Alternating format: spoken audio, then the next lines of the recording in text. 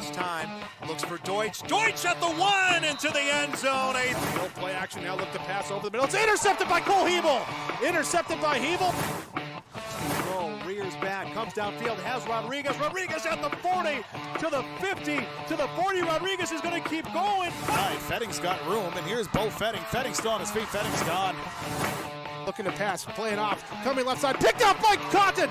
Alex Cotton with the pick, he'll take it back, and into the end zone. Turn and hand the ball off. Will Starkey, he thunders his way.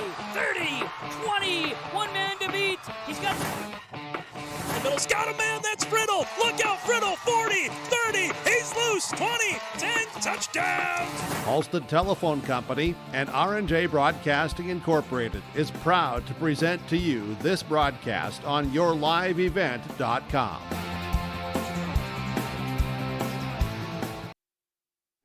And a good evening, everyone. Welcome to our coverage tonight, live from Dale Skylarwood Athletic Complex for the last regular season home matchup for the Hawley Nuggets as they come into week number 7 with a record of 2-4. Homecoming 2022 going on this week as well, with festivities still going on just outside of the course here, outside of the track and out by the parking lot. A lot of fun that started up here this afternoon. The Gold Rush that is happening. A lot of people taking part in that, families around here, and some different activities that are part of the homecoming to celebrate. So always a fun week. Always good times for especially the seniors that are a part of this. And also, speaking of homecoming, at halftime they will be doing the King and Queen coronation, so we'll get a chance to air that for you as well here on yourliveevent.com. You'll get that full coronation coming up here at halftime. Coming off a tough loss last week to the DGF Rebels, but a hard-fought battle. 26-20 was the loss for the Hawley Nuggets. Prior to that, a commanding win over Staples Motley. Seeing some good things come together despite the 2-4 record, still having a good stretch here in the midway part of this regular season. Tonight's opponent, the Breckenridge Cowboys, come into town with a 4-2 record. In fact, they've got 3 wins straight. Underwood, Roseau, and West Central area. Their most recent victories also defeated Parker's Prairie earlier this year. Frazee and OTC were the 2 losses for Breckenridge on the 2022 football schedule. Should be a fun one here tonight. We'll look forward to bringing you the coverage on yourliveevent.com. Presented by R&J Broadcasting Incorporated along with Halsted Telephone Company. We'll take a break. We'll come back with more on our pregame show. We'll catch up with the head coach of the Nuggets, Mr. Peter Natz. He'll join us next when we return to Dale Skylarwood Athletic Complex for the homecoming matchup, the Hawley Nuggets hosting the Breckenridge Cowboys with yourliveevent.com. Hey, what you doing? Crawling around under my planter trying to figure out if I need any maintenance parts replaced. It's harvest time, buddy. Yeah, I know, but the guys at RDK Enterprises keep reminding me to check now, just in case I need something ordered. What do I look for? Just give RDK a call and ask some questions. They are the guys I go to for answers. This is Chris from RDK Enterprises, your local precision planting dealer. We will answer all of your planter questions or come out to your farm and take a look at your planter. Give us a call, 701-636-2119 or planterdoc.com. You couldn't pick a better community to be a part of. I've actually been to another college, and this one was a far better experience because of the support of the faculty and the staff here. It's just outstanding. My name is Andrew, and I'm here for my future. It feels like you're at a bigger university. Right now I won't have any debt, and I might even gain a little extra money through scholarships. There's so many job opportunities. My name is Emily, and I'm here for my future. At Hawley Public Schools, their focus is on the students. With over 950 students, the Hawley Public Schools strive to provide a personal learning experience for each and every one of their students to be the best they can be. The lessons taught at Hawley Public Schools will stay with students, not just throughout their academic career, but through adulthood as well. For more information about the Hawley Public Schools, visit them online at hawley.k12.mn.us or like them on Facebook at Hawley Nuggets. Good luck to the Nuggets from the Hawley Public Schools. You may read articles that attempt to predict market conditions and returns, but these are impossible to predict. At Bighorn Financial Services, we work hard to educate our clients during the retirement planning process while providing you with a customized strategy that aims to suit your needs. We work hard to give you the confidence you need as you look to the future. Now is a great time to review your accounts, and we'd love to help you along the way. Call me, Kurt Fillion at Bighorn, to set up an appointment. 218-444-8894. Securities offered through LPL Financial, member FINRA and SIPC. Back here on our pregame show as the Hawley Nuggets get set to do battle with the Breckenridge Cowboys here tonight. High school football action. Thanks for being with us. A special thanks to all of the sponsors that you've seen so far and will continue to see throughout the broadcast that make it possible, so you can catch the action on yourliveevent.com. Absolutely free. Just log on to the website, tell your friends, and get a chance to watch the ball game here tonight. So if you're not able to make it, we appreciate you being with us and hope you enjoy the coverage as well. Let's get into our pregame coaches' comments here tonight for the Nuggets and the Cowboys. Homecoming week going on here in Hawley as the homecoming matchup tonight. The Breckenridge Cowboys come into town. Peter Natz joining us here on our pregame show as we enter into the 7th week out of the 8 for our game is nearing the end, but a fun week for the guys too. I'm sure this has been an exciting time for them. Sometimes can be distracting, but how's this week of practice been looking for the guys overall? It was really a good week of practice up until about 20 minutes of our last 20 minutes of Thursday night's practice. I just lost a little focus and lost track of where we were at and what we're trying to accomplish. So that was a bit troubling, but it's 20 minutes out of 6-8 hours of practice. We'll recover. We'll be fine.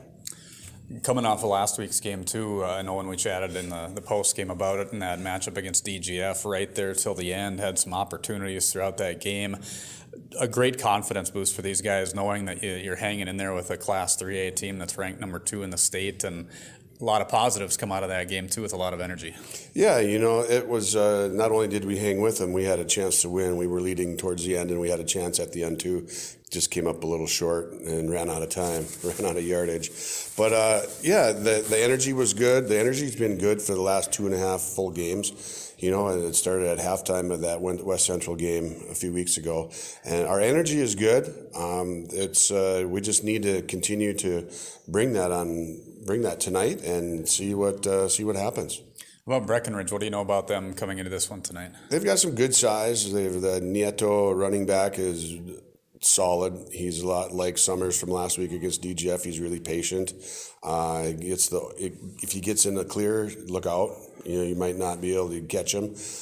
We probably won't be able to catch him if he gets through our first 2 layers of defense. So we got to take care of that. It's a power football team. They don't do a ton. They line up and say, this is what we're going to do. We do it well. We're big and we're strong. So let's get on it and let's go. If you can stop us, you're going to beat us. If we can do this better than you can stop us, they're going to win. So that's kind of their attitude and how they play. How about for your team as far as matchup goes up front? Do you match up pretty well with them as far as size goes? Yes and no. We've got decent size up front. We don't have a lot of height. We've got good weight and that kind of thing, but they've got some big kids. The Ernst kid is a big 6'6" kid, and he's way up into the 200s and is being recruited by some bigger schools and whatnot. And they don't play as low as you'd like to see a team like that, those big kids, but they still get a lot of things done. And, we're outsized a bit, but not a ton. So it'll be a good matchup up front to see if the stuff we've been doing throughout the course of the year, trying to improve our kids and improve on technique and things like that. And with getting the low pads going, things could be just fine. If we get lazy and don't follow our technique, we're going to be in trouble. Fun thing to see out of your guys too is the younger guys getting the opportunities that they've had this year and taking advantage of them. Fun to see the progression, I'm sure, for you guys as a coaching staff too, especially with some of these sophomores and juniors that have stepped in for you. It is. We talked about that last week. We talked about that the week before with kids missing and other kids getting opportunities. That's why you play football. That's why you spend your time working your tail off all the way through being a blue dog, being on the scout team, playing JV games, and just waiting your turn and waiting until it's time you get your opportunity. And the kids that have stepped up this year, especially our sophomores, have done a great job of taking advantage of those opportunities and filling in admirably, and sometimes bringing another type of energy or another level of energy because they're really jacked because they're getting their first opportunity to play, and that can be contagious as well. So it just goes to show, it proves to the kids that what we tell them is the truth, and it will happen. It doesn't always happen when they want it to happen, but they're going to get their opportunities, and they've been doing a nice job of taking advantage of it. Being homecoming, last regular season home game for you guys too. I'm sure this is it can get to be probably even emotional at times for these seniors, but I'm sure you want to see that senior leadership step forth here tonight too, especially on homecoming night. Yeah, our kids don't. They're not super sentimental. Our senior class isn't super sentimental, but they like playing football, and they like how they've been playing lately. And if the week of practice, if you take 20 minutes out of practice this week, if the rest of the week is any indication, our kids will be ready to go tonight. All right, Peter, appreciate the time. Good luck tonight. Sounds good. Thank you. Peter Natz, head coach of the Hawley Nuggets, joining us here on our pregame show as they get set to do battle with the Breckenridge Cowboys in the homecoming matchup for 2022. YourLiveEvent.com. We're back with more on our pregame show. We'll take a look a little deeper into this one. We'll take a look at how the section standings are currently for both the Hawley Nuggets in 8-2A and for the Breckenridge Cowboys in Section 6A. That and more on our pregame show tonight. It's the Nuggets and the Cowboys on YourLiveEvent.com. Don't let concerns about shifts in the market disrupt your long-term financial goals. Hi, I'm Tony Dalen, an Edward Jones financial advisor. Let's work together on an investment strategy for long-term results. While you can't control market volatility, you can control your financial future. Start by giving me a call at 701-893-5648. I'm Tony Dalen, an Edward Jones financial advisor. 701-893-5648. Edward Jones, member SIPC. At Community Co-op, we offer our energy solutions programs to help area farm operations. Hi, this is Rocky Bruin. One of our popular programs is our fuel contracting with only 30 cents per gallon upfront payment, and our pricing programs are a couple quick reasons why you would lock in your fuel contracting price with Community Co-op. Let us help you manage your risk. Call 1-888-935-2281 and we can discuss more of your energy solutions programs from Community Co-ops Lake Park. I've got a math question for you. When you add tolerance, subtract prejudice, and multiply efforts to treat one another with respect, what do you get? Less division. And school sports have it down to a science. Looking for an example of what can happen when we realize there's more that unites us than divides us? Look no further than high school sports in Minnesota. This message presented by the Minnesota State High School League and the Minnesota Interscholastic Activities Administrators Association. Thunder Seed has over 4 generations of experience in the field. Through innovation, technology, and hard work, we put farmers first by providing high-quality products. We pride ourselves on developing quality soybean, corn, wheat, and corn silage seed for dealers and growers across our region. We are invested in being your partner throughout the full cycle of your harvest. Thunder Seed, first in the field, family-owned and farmers first. Back here in our pregame show as the Hawley Nuggets come in with a 2-4 record against the 4-2 Breckenridge Cowboys in high school football action tonight. Kurt filling with the broadcast call. Broadcast partner as we've had throughout the entire season here on YourLiveEvent.com. Nathan Stoa joining us here again, and we're back for one more in the regular season. Let's do it. More fall weather. That's right. Yeah, it definitely feels like fall today, other than the snow that was on the ground earlier today. We got rid of it. It was hopefully just a blip. Yeah, it didn't last too long. But definitely made for an interesting scenario, I guess, leading up. But overall, the day has turned out to be pretty nice here for tonight. And I'd say typical football weather. Yeah, it seems this is what we kind of want. This is what we expect this late in the year. And should be a fun homecoming football game here for Hawley. Good opponent, typical Heart of Lakes rival coming in. So it should be kind of everything you want on a night like this. Hopefully we get a good crowd of stakeholders in the place to make it a fun atmosphere. We had a chance to see a fun one last week here at the Dale Scalleroot Athletic Complex when the Nuggets almost upended the number 2 seed in 3A, Class 3A for high school football DGF when they came to town. 26-20 was the final score in that one, but boy, the Nuggets had some excellent opportunities, but the most impressive thing that I saw in that game was the energy level from point A to point B, right from the start to the end. Yeah, I mean there were opportunities where, like we talked about, maybe if it was that Crookston week earlier, that the team would have maybe turned her in when they were down 12 rip or whatever the case was, or when they had a turnover and then gave it right back. So there were different moments that they overcame, and those are direct representations of growth. And there were great energy. Guys would make plays, and there was some celebrations out there. There was nothing over the top, nothing unsportsmanlike. Just simply having energy and a helmet slap here or a butt slap there, things like that to keep them excited and to let the guy next to you know that you're behind him. And so to have those opportunities last week and to have it within a yard from being able to have 1, 2, 3 more plays to punch it in the end zone and pull off that big upset was growth on the journey. We talked no sentimental victories or moral victories there, but just good growth along the journey here as they want to be playing their best football come playoffs.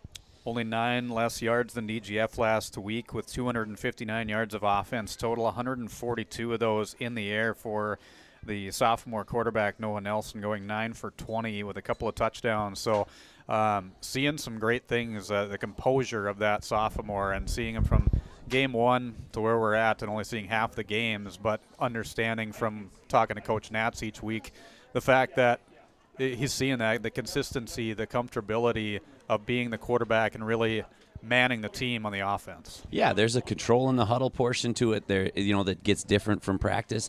There's also just that comfortability, and the big part of it was last week he had time. Some of it was the defense that DGF was playing, especially late when they were only rushing 3 or 4, but just the fact that he had time and he could set his feet and he could deliver a ball on time or to a spot where only his receiver can get it. So it's been maturation across the board to allow Noah to grow, but he has definitely, done his part there. And he did it last week, down suspected weapons. They were, to number 3 and 4 on the depth chart at wide receiver, and losing a couple athletes there, and to still be able to have that composure and to have those guys step up along with the line, that hopefully is big carrying into a game tonight that is maybe more of a coin flip than we would have thought last week's game was. Absolutely. And the thing I joked with Coach Natz about off the air was how impressive it was to hold Jordan Summers to only 170 yards rushing. He was averaging 220 coming in to that game, so you hold him 50 yards less than what he did.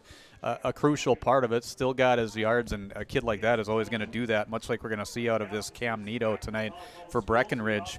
But I think that's a confidence boost, too, for the defense when you look at how they came out, really keyed on him, and now they can understand that same concept here tonight against Breckenridge. I think the big part of that, too, was we saw adjustments made defensively, which is credit to both coaching staff and kids. When you're coaching, everybody talks about adjustments, but you have to trust that those adjustments are going to get enacted into the game and work. You're not just going to try something new. And last week, rolling Levi Lelm down from his safety position and basically giving an extra linebacker stuffed about 3 or 4 really big plays. And it's not that DGF hasn't seen those fronts or seen different things, because everybody knew they were going to come in and run Summers until his legs fell off. Exactly. But still they made those plays. They did a couple other adjustments that happened, throughout the game defensively. They weren't running at Vetter early, so they were running to the left side of their line and to start blitzing Tibbetts into that hole and to plug things up. So it was good adjustments that were made there. And then I think we'd be remiss if Tibbetts and Vetter get a lot of the senior compliments and credit that's been going around, but Mr. Consistency has been Braxton Bowe this year out of that senior position linebacker and wing/tight end. And I mean, lately all the guy does, he's turned into Chris Carter. All he does is catch touchdowns, whether the other team throws it or whether Noah throws it. And so the big play to start the second half was a momentum play that Braxton finished on the other end, and then he had the other receiving touchdown. So just get that senior leadership, and you start to see guys stepping up in ways that maybe players outside of this program or people outside of the program wouldn't have expected. Nuggets would need some help from Frazee here tonight to try and jump and get a home playoff game in about a week and a half. Right now they sit at the 5 spot in 8-2A. Barnesville's atop at number 1, Pelican Rapids number 2. Crookston's in the 3 spot, Frazee 4, Hawley 5, and Warroad number 6. So as it sits right now, if the playoffs were to start, Hawley would be going to Frazee, Crookston would host Warroad, Barnesville and Pelican Rapids would have a bye in Section 8AA. As far as Section 6A standings for Breckenridge, they are currently at the 3 spot behind Ottertail Central and New York Mills. both having solid seasons at 5-1. Breckenridge, Monaga, and Pine River Bacchus all at 4-2 in Section 6A. Lake Park, Audubon, Walker, Hackensack, Akeley at 2-4, and Underwood at the bottom of Section 6A at 0-6 this year. So Breckenridge, they're going to have some battles too when it comes to playoff time. That'll be an interesting section in Section 6A with some good high-quality teams that we'll see there. So some important games still to come here for the Nuggets and also for their section and for all the teams as we near the playoffs. Week number 7, it's Homecoming 2022. As mentioned at halftime, we will have the Homecoming Coronation that will be airing live here on yourliveevent.com. And the high school football action you'll see with the Breckenridge Cowboys in town to take on the Hawley Nuggets. We'll take a break. We'll come back. We'll take a look at the starting lineups next. It's Hawley hosting Breckenridge on yourliveevent.com. I'm dreaming of a world where thinkers and doers collide, where technology creates pathways for new opportunities and ideas. I want to ask questions and shape the answers that lead to real and meaningful advancements in this digital era. I'm going to innovate the world someday.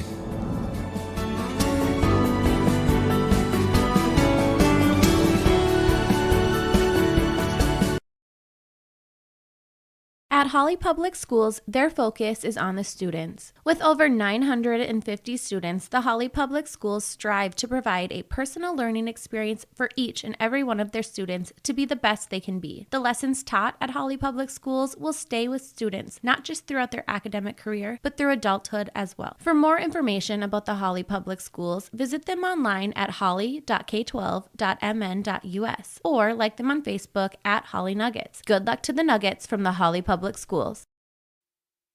Welcome back to our pregame show from Dale Scholarwood Athletic Complex. Let's take a look at our starting lineups here tonight. First off, for the Breckenridge Cowboys, we'll look at their offense in terms of how that's going to look in this one tonight. Starting for them up front, a 6'1", 185-pound senior will be their center, Joey Konzemius. Their right guard will be a 6'2", 175-pound senior, Zane Mickelson. Also on the right side, their tackle will be a 6'6", 245-pound senior, Dallin Ernst. On the left side, their guard will be a 5'11", 190-pound senior, Corey Dolman. Their left tackle will be a 5'11", 250-pound sophomore, Eli Butts. A tight end for the Breckenridge Cowboys will be a 6'2", 225 senior, Landon Blaufus. As a slot player position, a 6'3", 185-pound senior, Alex Sanchez. Wide receiver will be a 5'9", 155-pound junior, Dawson Weinbar. In the backfield, they'll have their fullback, a 6'1", 220-pound senior, Gavin Peterson. Running back will be a 5'11", 180-pound senior, Cameron Nito. And their quarterback will be a 5'10", 185-pound junior, Bailey Evans. Head coach of the Breckenridge Cowboys is Chad Fredrickson. Assistants are Jordan Christensen, Joel Herder, Carson Yagi, Easton Herbs, and Eric Erlandson. Breckenridge Cowboys come in with a record of 4-2. They're out of Section 6A for football this year.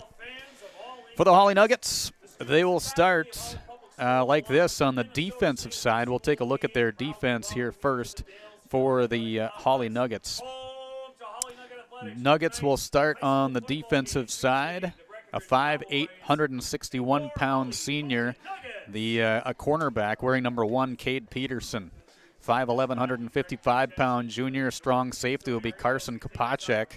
A 5'8", 140-pound senior wearing number 9 will be Carter Haugen, also as a cornerback here tonight for the Hawley Nuggets defense.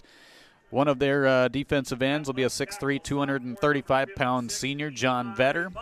Free safety tonight for the Nuggets will be a 6'1", 163-pound sophomore, Levi Lelm.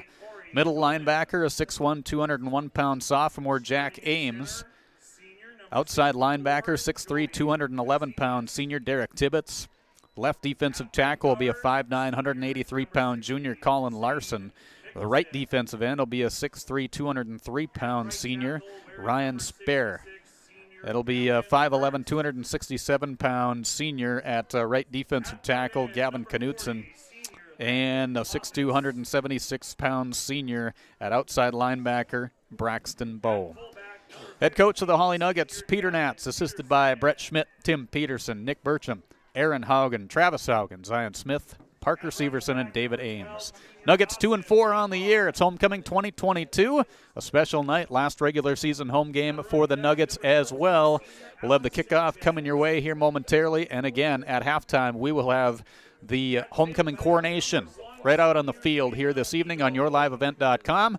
We'll turn the mic over at that point at halftime to Mr. Bo Lothgren, and he'll take over to announce that for us here this evening, so looking forward to that. Should be a fun one. A great night for some high school football action. A little cool, but hey, that's what football weather is all about in middle of October. We'll take a break. We'll come back with more from Dale Scholarwood Athletic Complex.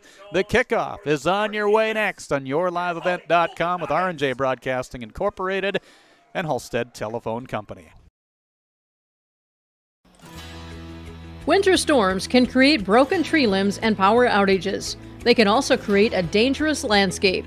Ice-coated power lines can continue to carry electricity whether they're sagging or on the ground. If you see low-hanging or down power lines, assume they are energized and deadly. Stay far away from them, keep others away from them, and report the location.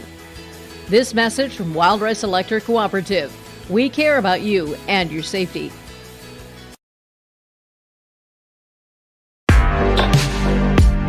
Stay up to date with the latest goings-on in the region with the Coaches Show every Wednesday night on yourliveevent.com. Goes deep down the middle, has a man, Soka Porter. Soka Porter to the 20, to the 10, to the 5, and taken down there.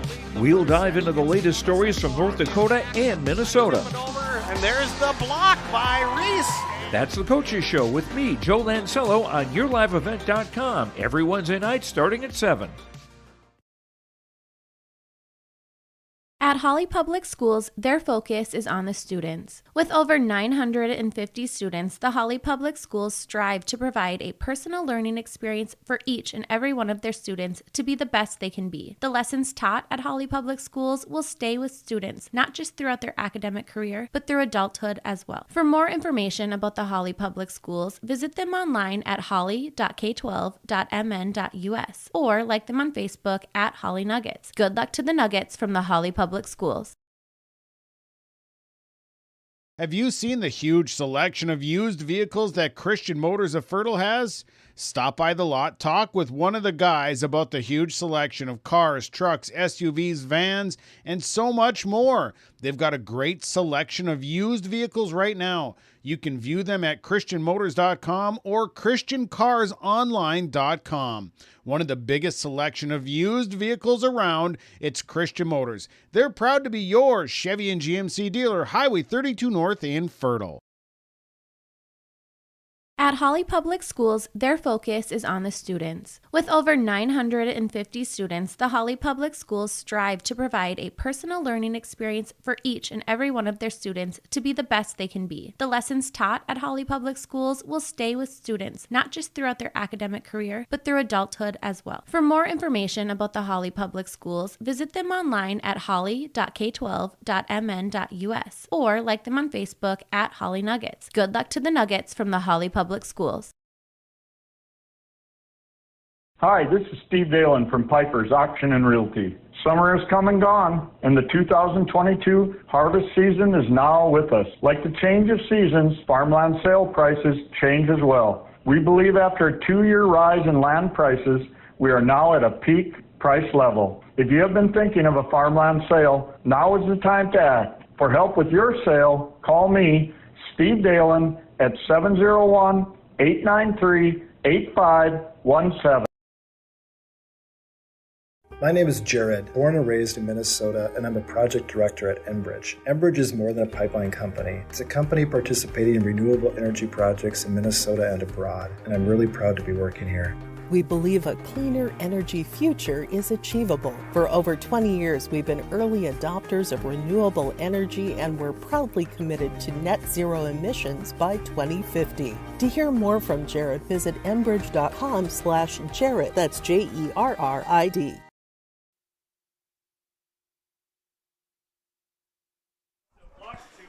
Welcome back to Dale Scholarwood Athletic Complex. National anthem is complete, and we are getting set for the kickoff here tonight of Homecoming 2022 for the Hawley Nuggets as they host the Breckenridge Cowboys. Kurt Fillion with the broadcast call. Nathan Stoa on the mic with me once again here tonight. And Ben Gronke, our videographer for tonight on the YourLiveEvent.com broadcast. We appreciate you being with us tonight. If you couldn't make it to the game, appreciate you tuning in on our coverage, live streaming all Hawley Nuggets athletic events at their home games for football, volleyball, and also come winter sports as well, along with some other special events throughout the season. So should be another fun one tonight, Nathan. Yeah, it should be. Like I said, I like when these are normal rivalry games, just like last week was. Get those Heart of Lakes, Highway 10 rivalries. Well, this one's not Highway 10. I know my Minnesota geography. But either way, those Heart of Lakes rivalries, it's a lot more, just a little bit more special and a little bit more familiar. Breckenridge will be receiving to get things going here tonight as you see them getting set in the backfield as they'll get set to receive. Back there, dropping back, is going to be David Erlinson as one of theirs, along with Cam Nito, who was kind of their lead back, much like we saw with DGF and Jordan Summers last week. And Nito is the guy that you're probably going to hear quite a bit when it comes to the offensive side for this Breckenridge Cowboy football team that comes in 4-2. Again, the Nuggets at 2-4. Very tight battle last week. It could have been a winnable game against that number 2 seed in Class 3A DGF, but still a confidence booster for these guys coming into tonight to take fourth and build off of that in this homecoming matchup. Senior Cade Peterson will raise the hand, get the helmets pumping on the sideline, and this line drive kick gets us underway. Bounces to Nito at about the 20-yard line. It slips through his hands. He's going to have to jump on it back just beyond the 20-yard line. He'll jump on it at the 19, and that's where Breckenridge will have it. First down and 10 to get things going. Well, it looked like Breckenridge had something set up for the squib kick. I mean, that's pretty much been Hawley's MO on kickoffs this year, is a squib kick, and most often a middle squib kick. And so they kind of had that four-man middle line wedge going to be set up there, but the ball took a advantageous hop for Hawley over his head. So, and then the coverage would have been good had he decided he was going to run with it. So good start for Hawley. Now let's see if they can play with a little bit of edge, because we know the Cowboys will. Handoff going. This is going to number 13, Alex Sanchez. He'll take it on the left side. Is that slot player off of that right side on the offense. Comes and gets tackled by Tibbetts after a nice gain on the play, though, to get things going offensively for the Breckenridge Cowboys. Give them 8 yards on that play. Yeah, a little counter, a little misdirection with the, you're with the ball there. Sanchez is the best athlete that Breckenridge puts on the field right now, just as far as when you put everything together as far as size, strength, speed. He's kind of that total package guy for him, so it'll be interesting tonight to see how they utilize him as he looks like he sets up in a wing. Similar formation here Breckenridge has to the Hawley Nuggets. Handoff goes to Nito, waits for those blockers to establish.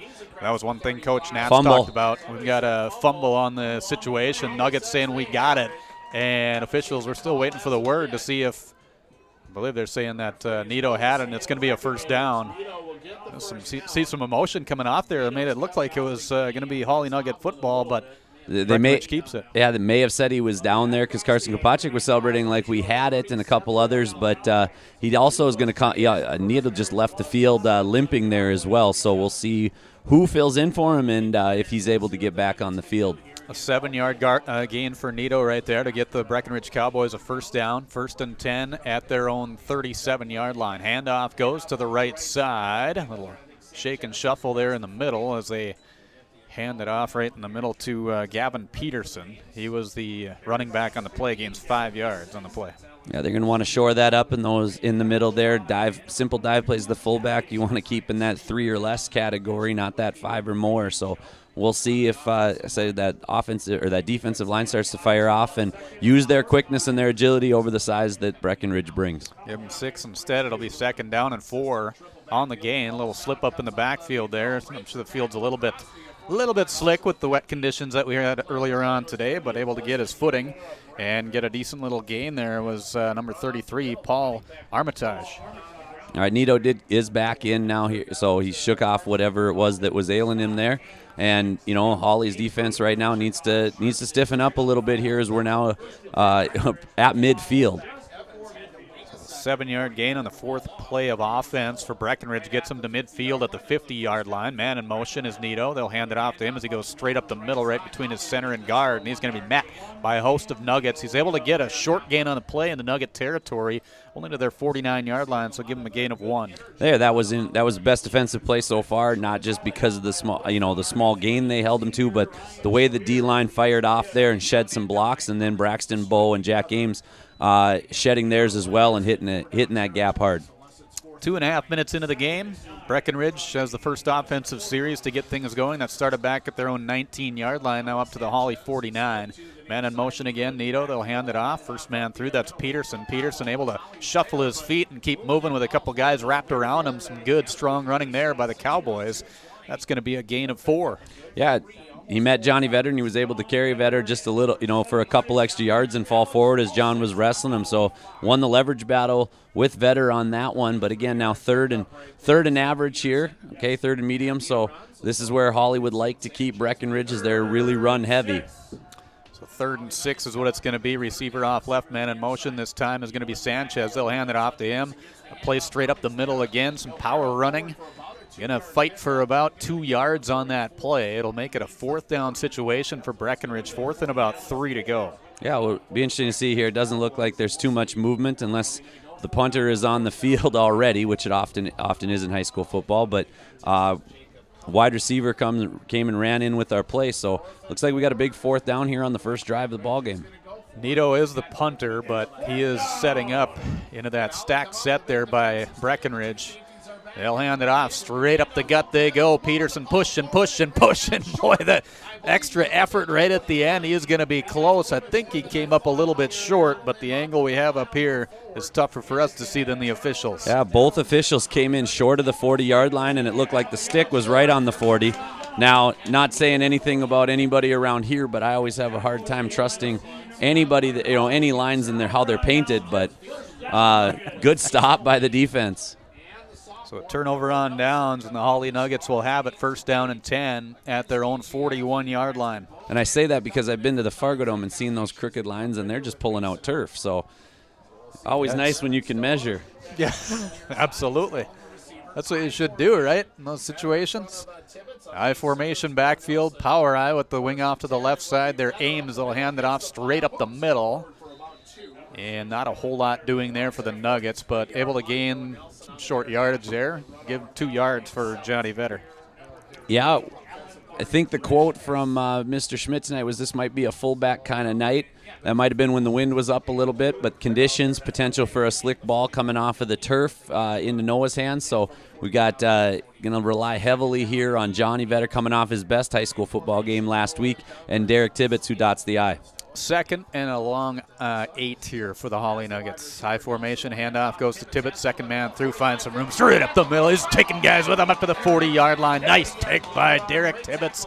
A Hawley Nugget 1st down, getting him a total of 13 yards on that carry. Fantastic job by the left side of the line and lead blocker Vetter. There, Tibbetts wasn't touched until he was at linebacker level, and those linebackers were on their heels on that play as well. So well done by the left side of the O-line in that attack. Tibbetts, speaking of best games of careers, I know the Pillager game was what it was, but when you play Breckenridge, it's a little bit different, and that was his best game of his season last year and one of the high water marks of his career. Make that a 17-yard gain. Scratch that for Tibbetts. Give him 4 more yards than what I initially said there. Handoff goes straight up the middle. Vetter's got some room. Shakes and shuffles. Gets away from a couple of tacklers. 20, 10, 5, and he is in for the score. Johnny Vetter, 40-yard touchdown run for the Nuggets. It's a fullback kind of night, Kurt. Fullback kind of night. That's absolutely right. Yeah, they knew it coming into it. 6:58 to play in the first quarter, and the Nuggets strike first on a 40-yard dash for John Vetter. First play, Johnny was met by a bunch of white jerseys. Second play, Derek wasn't met until he was at linebacker level. That time, Johnny didn't have to make a guy miss until he was at linebacker level. So well done up front by in tonight's game, that undersized O-line. 40-yard run by Vetter. 2-point attempt coming up here for the Nuggets. Noah Nelson under center, hands it off. Tibbetts straight up the gut, follows his blockers, tries to push his way forward, and I think he came up a little short. He did. 2-point conversion fails here as the score stays 6-0. Hawley on top of Breckenridge on your Community Co-op scoreboard with 6:58 to play in the first quarter. Rural Enrichment and Counseling Headquarters, also known as REACH, Neighbors Helping Neighbors. That's their slogan, and it says it all. REACH is a multi-agency human service center that helps families and individuals with counseling, food services, and help and support during the holidays. Things such as the backpack program, food for kids during the weekend, and a holiday meal during Thanksgiving and Christmas are just a few of the things that REACH can do. Check them out at ruralenrichment.org or visit their secondhand stores in Hawley and Hendrum. Well, a 3-play drive for the Hawley Nuggets in just over a minute. Started at their own 41-yard line. A 40-yard dash for John Vetter to score to make it 6-0. 2-point conversion failed. I was telling you during the break, that was kind of a slow 40-yard dash for John Vetter. He should kick her up a notch. I'm sure we've got a viewer in Aberdeen that chuckled when you heard that, old big brother down there. So, yeah, he'll hear about it, I'm sure. Yeah, come on, John Vetter. I don't care if you got guys draped on your legs. Let's make it a little quicker. Get that 4.7 speed going. Or is he faster than that? I'm not He'll sure. tell you he's faster. Everybody always does. Kickoff goes Nito straight up the middle. That's some nice blockers initially.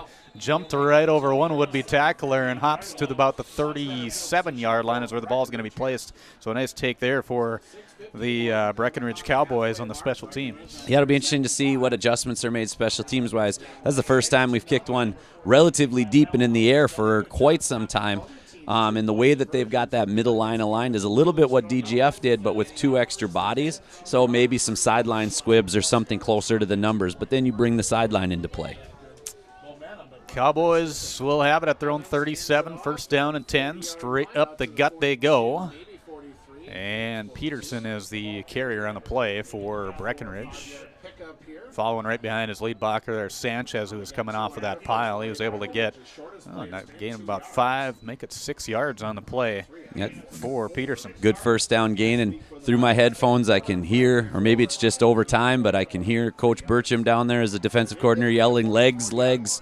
So tackle those big fellas down low. Wing in motion, that's Nito. He'll take the pitch right side, waits for the blockers to establish, and he is going to get that first down and maybe a yard or 2 more. Near the 50-yard line is where he's knocked out of bounds. He needed 4. He got 6. First down for the Breckenridge Cowboys. Yeah, defensive end got turned in on that play, and so Breckenridge was able to set a clean edge. And their running backs, when they have open space, Sanchez did it on the first carry. Ball carrier there did it. They finish runs right now, and we have, even on that almost fumble earlier in the hit was delivered by the running back, not by the defensive player. So midway through the first quarter, handoff going straight up the gut again. Peterson really balancing things out here. Peterson's got the most carries. That was his 5th, and he has gained a few right there. So he leads in terms of the carries here. 22 yards on 5 carries. Blake Bigger there on his tackle, usually for coming from the defensive end position here, did a good job of. He wasn't as low as they would wish him to be, but he did wrap up, and then his friends were able to come and turn the ball carrier backwards a little bit. Stacking it in tight again. Receiver off to that right side, trying to get somebody to jump. We got a penalty flag coming. I think somebody jumped on that right side for Breckenridge. I don't know that the DN went all the way across the line or got into the neutral zone, but we'll have to see. Nope, they're going to call neutral zone. Yep, neutral zone infraction against the Hawley Nuggets. First penalty for 5 yards, so that'll move it forward. Make it a 2nd down and 2 now for Breckenridge.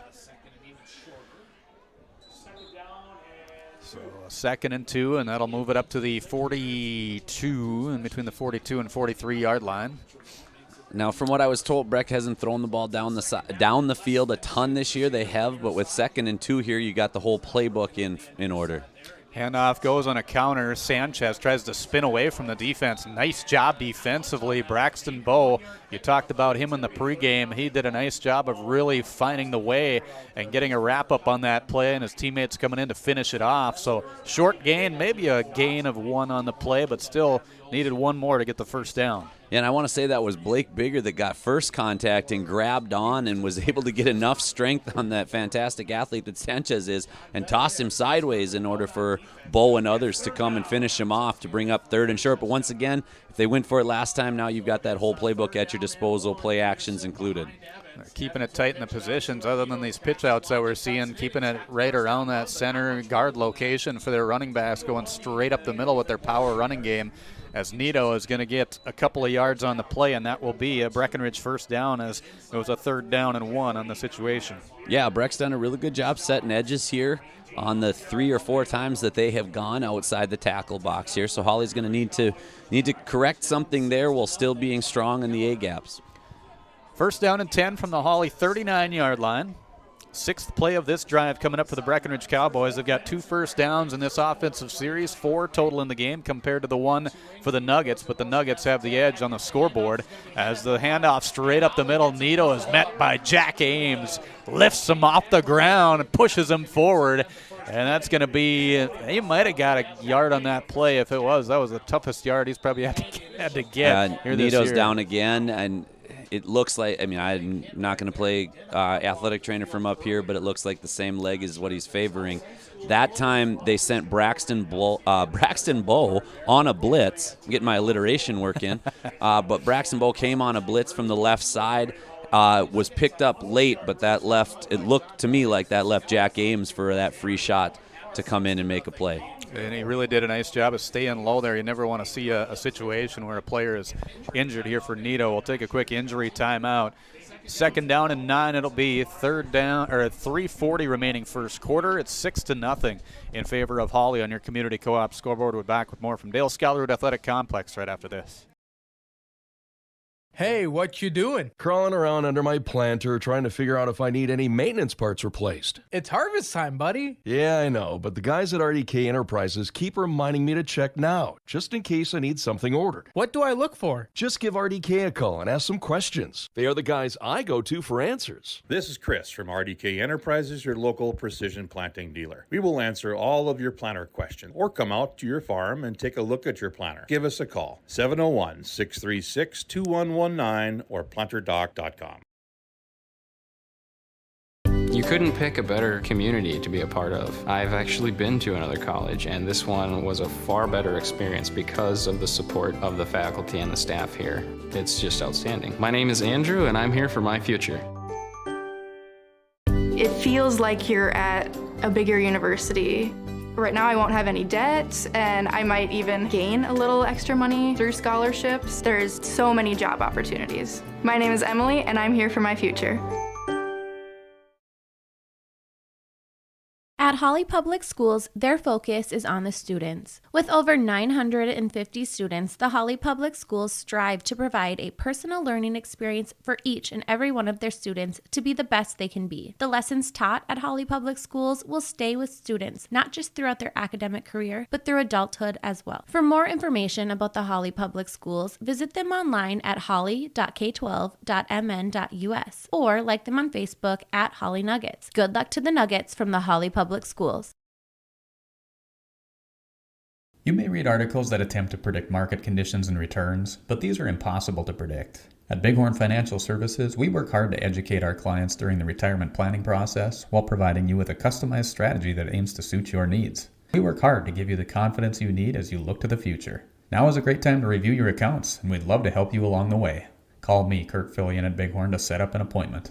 218-444-8894. Securities offered through LPL Financial, member FINRA and SIPC.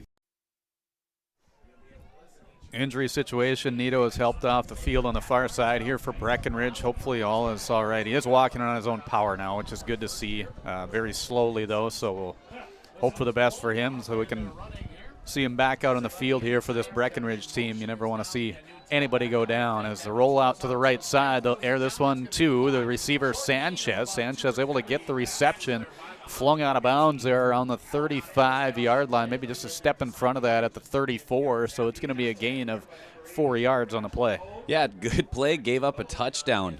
Whoever was the deep route on that, it looked like a little bit of a go route, and then a couple flooding underneath, and Hawley did not go back, and whoever the go route was down in the end zone had about 15 yards of freedom before any defender was back there, so something Hawley's going to need to shore up. 3rd down and 4 it's going to be for Breckenridge. Quarterback is Bailey Evans for Breckenridge, just number 7 there that you see on the screen. Has been doing a nice job on the handoffs, and that was his first passing attempt, which was complete for the 4 yards. Official is going to chat here quick about something going on. I think Coach Natz is saying that one of the referees signaled incomplete and the other signaled complete.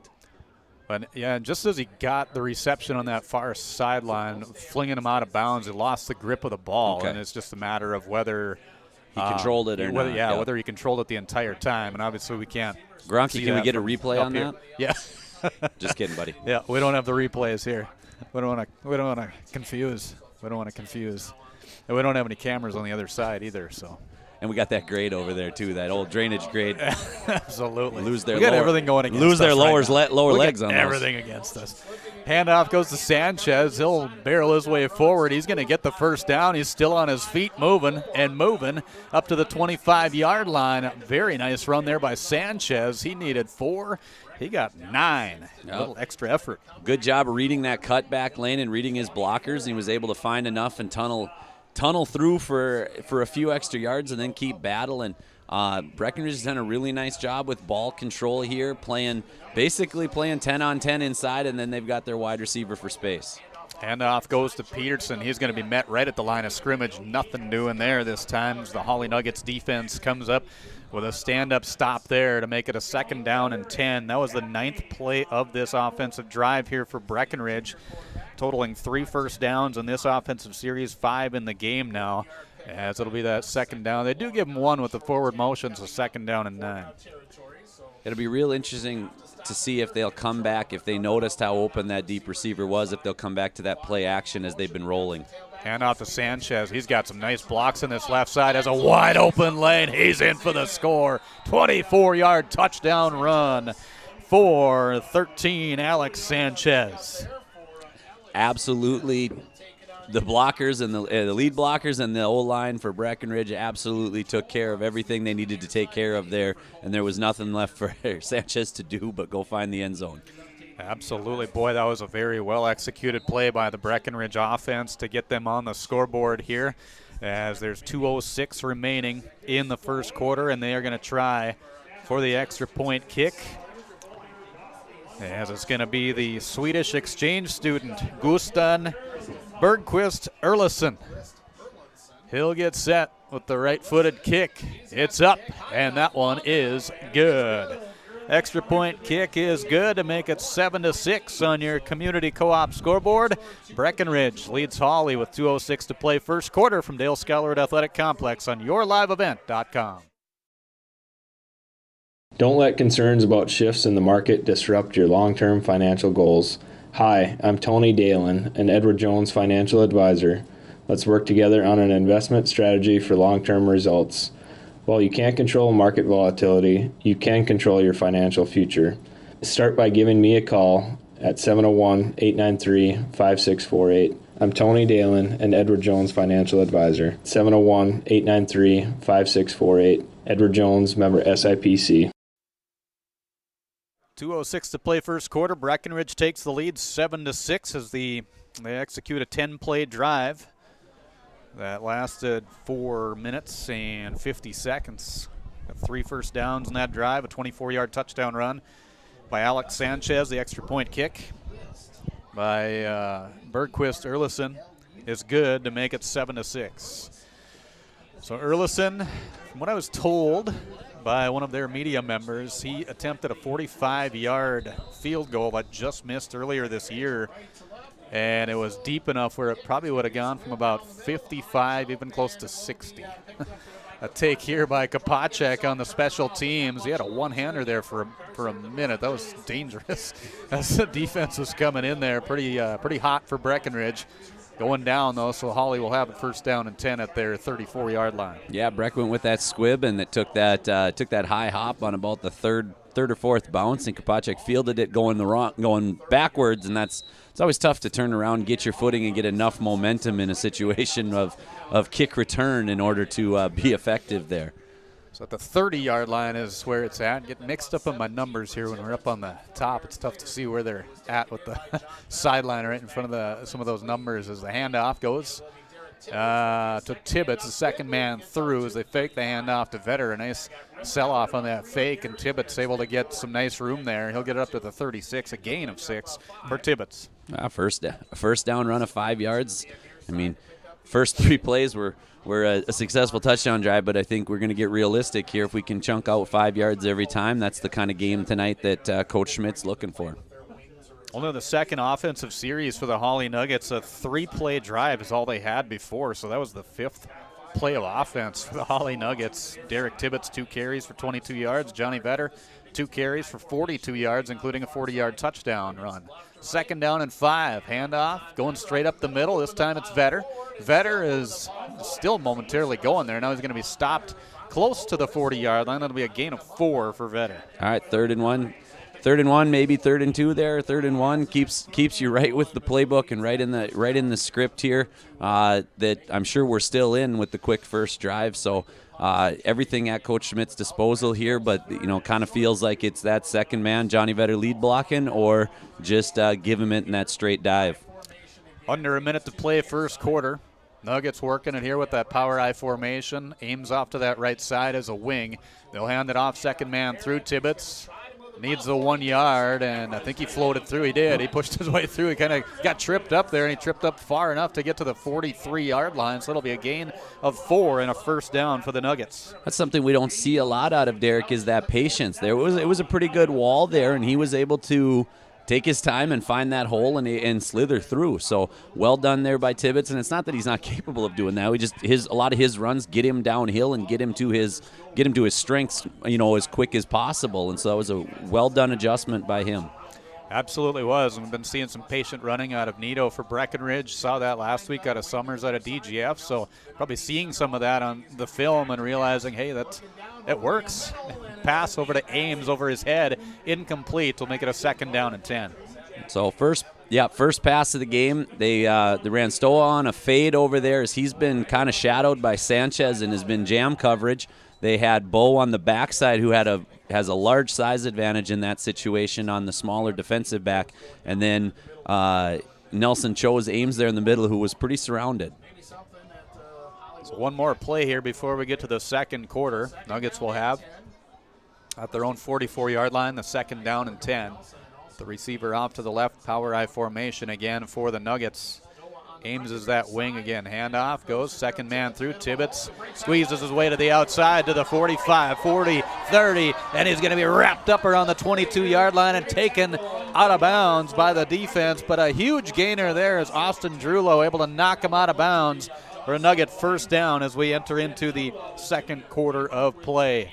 A huge gain there for Tibbetts is going to get him 34 yards on that carry to close out the first quarter of play. On your Community Co-op scoreboard after 1, it's Breckenridge 7, Hawley 6 on yourliveevent.com.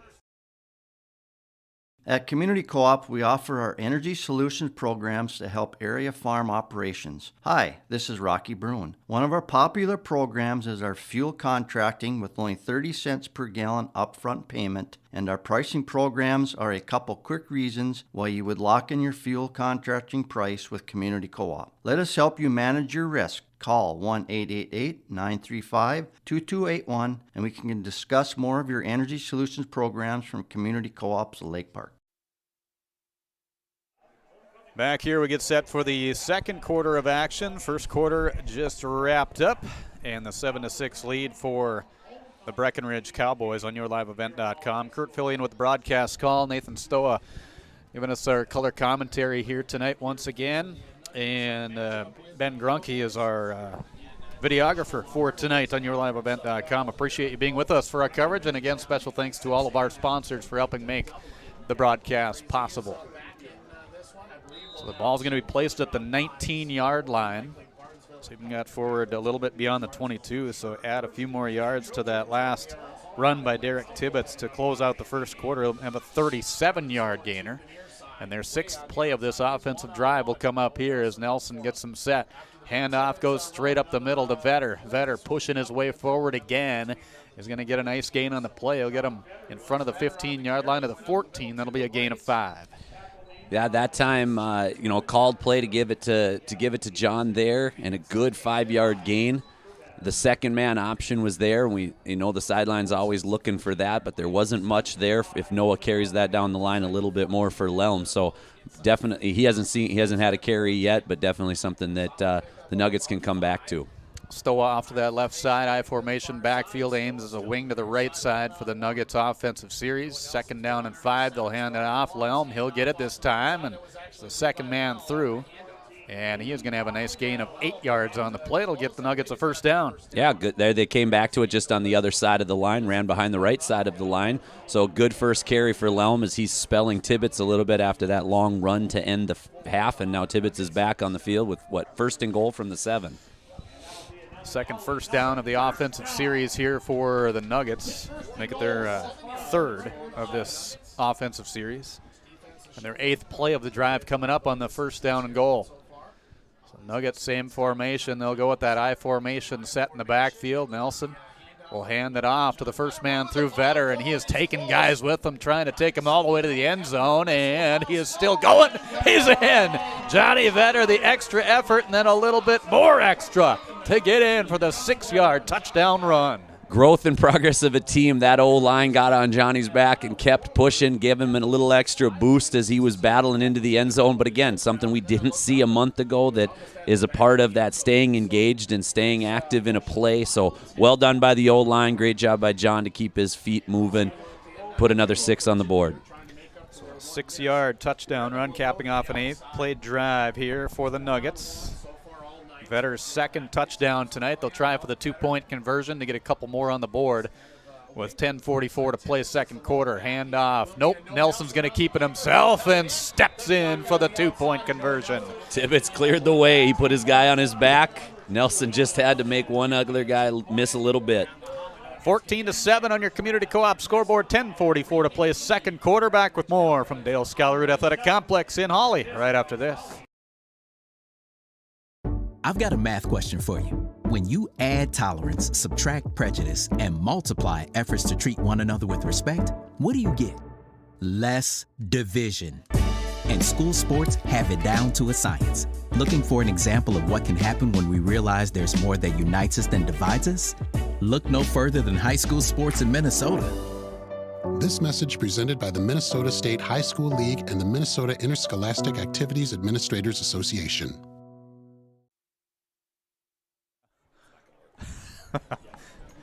14-7, Nuggets regain the lead back here as they trailed 7-6 right before that after a Breckenridge long drive. Nuggets getting a long drive of their own with 8 plays that started back at their own 30-yard line, and 10:44 to play in the first half. They will get set to boot it away and give Breckenridge possession. Now you've got the significantly smaller, is it Weinbar out there, 5'9", 155, replacing Nieto, so I wonder if that isn't the target now of the Nuggets special teams on these squib kicks or a deep kick, as he's a capable athlete but much smaller and comes with a lot less force than your starting running back would. Number 1, Peterson. We'll get ready to boot this one. It's going to be a line drive kick taken midfield there on the 35. It's Sanchez with a stiff arm there at the 42. And pulled forward up to about the 44-yard line. That's where Breckenridge will have it. First down and 10. Yeah, they couldn't get it by that second line. And in that second line, knowing the squib kicks are coming, Breckenridge has some athletes that are there. And Sanchez can do the job blocking and carrying, as we've already seen today. And so that time he got outside contain of the first line of defense. So good job by Devon Stock there covering up. 45 is where it's going to be placed. Breckenridge first down and 10. Stacked in the backfield here. We got a penalty flag coming out from the back judge as the snap went off the hands of Evans, the quarterback. And we'll see what the officials come up with. There's not much he can call from way back there. It's usually just delay a game. before the snap. Yeah, and that wouldn't be the case. No. They had plenty of time. So I'm not sure if he watches any head bobs or any extra motion from a quarterback. I was going to say, unless there was too many guys on the field. Yeah, that's yep. One of the. Puts his hand in the air. It's going to be against Hawley. Illegal substitution, or maybe try men out there. So yeah, I think they had one too many Must guys out on the field for the Nuggets. So it's going to be a 5-yard penalty. Second penalty of the night for 10 yards for the Nuggets. And that'll make it a 1st down and 5 right at the 50-yard line is where the nose of the football is going to be placed. Yeah, kind of an inexcusable penalty coming out of a change in possession there, but Hawley's going to have to bail themselves out. Man in motion coming. They'll hand it off to Weinbar as he's going to be tripped up on the play. Lost the grip of the ball momentarily there. Actually, that's not Weinbar. That's Armitage, Paul Armitage. He'll gain just a couple on the play, so it'll be a 2-yard gain. That's a good-looking sophomore there. You know, looks a lot like Jack Ames on the other side. Maybe a little less to the upper body, but shifty and quick-looking sophomore. Two receivers off to the left side now. Shotgun formation. 2nd down and 3. Handoff goes. Again, they're going to go to Armitage, and he's not going to gain anything. In fact, he lost a yard on the play. So a loss of 1 for Breckenridge will drop him to a 4th down and 4 here. We got 3rd. Make it 3rd, yep. yeah. No, sorry about that. Yeah, that time he was swallowed up by Johnny Vetter. John Vetter was able to discard his blocker there and stay home in his lane as that counter play came to him, and he was able, did exactly what he was supposed to do, stayed with his job to make that play now. So man in motion. They'll fake the handoff, rolling to the right side. Evans airs this one out over the head of the intended receiver there. He was trying to get it to Landon Blaufus. Went over his head, went in between all the defenders as well, so incomplete pass. Now it'll make it a 4th down and 4. It looked like the same routes they ran earlier for that completion, one under route and one relative go route, and that time Kopacek was able to come over the top, and he had the coverage on the deep route, and Peterson along with Lelm, I believe, were on that underneath route or that crossing pattern. Freshman Jackson Riggs is going to come in. He will take the punter spot in place of Cam Nito, who was their punter, but with the injury situation is out. Boots this one. Goes off to that left side and will roll. Takes a Breckenridge bounce momentarily, but then rolls to the side at about the 32-yard line is where it's going to be down, and that's where the Hawley Nuggets will have it 1st down and 10 with 9:14 to play in the 2nd quarter. Fresh punter, somebody that hasn't really had the job, but that's a good field position give up there for Hawley, as they're only going to end up on the punt. Breckenridge is only going to end up gaining less than 20 yards of field position. It was the first offensive series where we didn't see a score in the last 3 attempts. Nuggets had 2 touchdowns. Breckenridge had 1 mixed in there, too, in the last 3 offensive series. This one a 3 and out. We'll make it a 1st down and 10 for the Nuggets, and we got some interesting motion on that far side. I think the Nuggets went a little bit too quick there up front. Gavin Knutson. Yeah, I'm not sure if they were going on 2 or not, but Gavin fired off that time, just one tick too early. 3rd penalty for the Nuggets for 15 yards tonight. Breckenridge yet to have a penalty in this one. Played some clean football. Overall, just some mental mistakes that we've been seeing here when it comes to these penalties tonight. So 1st down and 15 it'll be for the Nuggets. Receiver out to that right side, Stoa. Double wing set here with the one back in the backfield. That's Vetter. In motion is Lelm. They'll hand it off Vetter straight up the middle, and he is going to be it's actually Lelm that they handed off to on that play. I thought they handed it to Vetter. It was a nice fake. Lelm is going to be taken in the backfield there, and that is going to be a loss on the play. Breckenridge able to read that and make the stop. A 3-yard loss for Lelm. So we're looking here now at a situation where, thinking about the things that Hawley has done in the past, you've got the screenplay as something that can get you back a big chunk of yards. They haven't pulled out. They did pull it out last week on that last play, but it hasn't come out very often. So you've got that middle screen opportunity along with, they've picked up big chunk yards, so just stick to what you're doing as well. Nelson only 1 pass attempt tonight. That was an incompletion earlier on back in that 1st quarter. He'll roll out to the right side, airs this one out, trying for Tibbetts. And it was either Tibbetts or Bow. It was right in the mix of both of them. Either way, it went out of the reach and incomplete, so it'll make it a third down and 18 here for the Nuggets. Yeah, Breckenridge covered that well. They had Stoa clearing out for the two crossing routes with Bow and Tibbetts.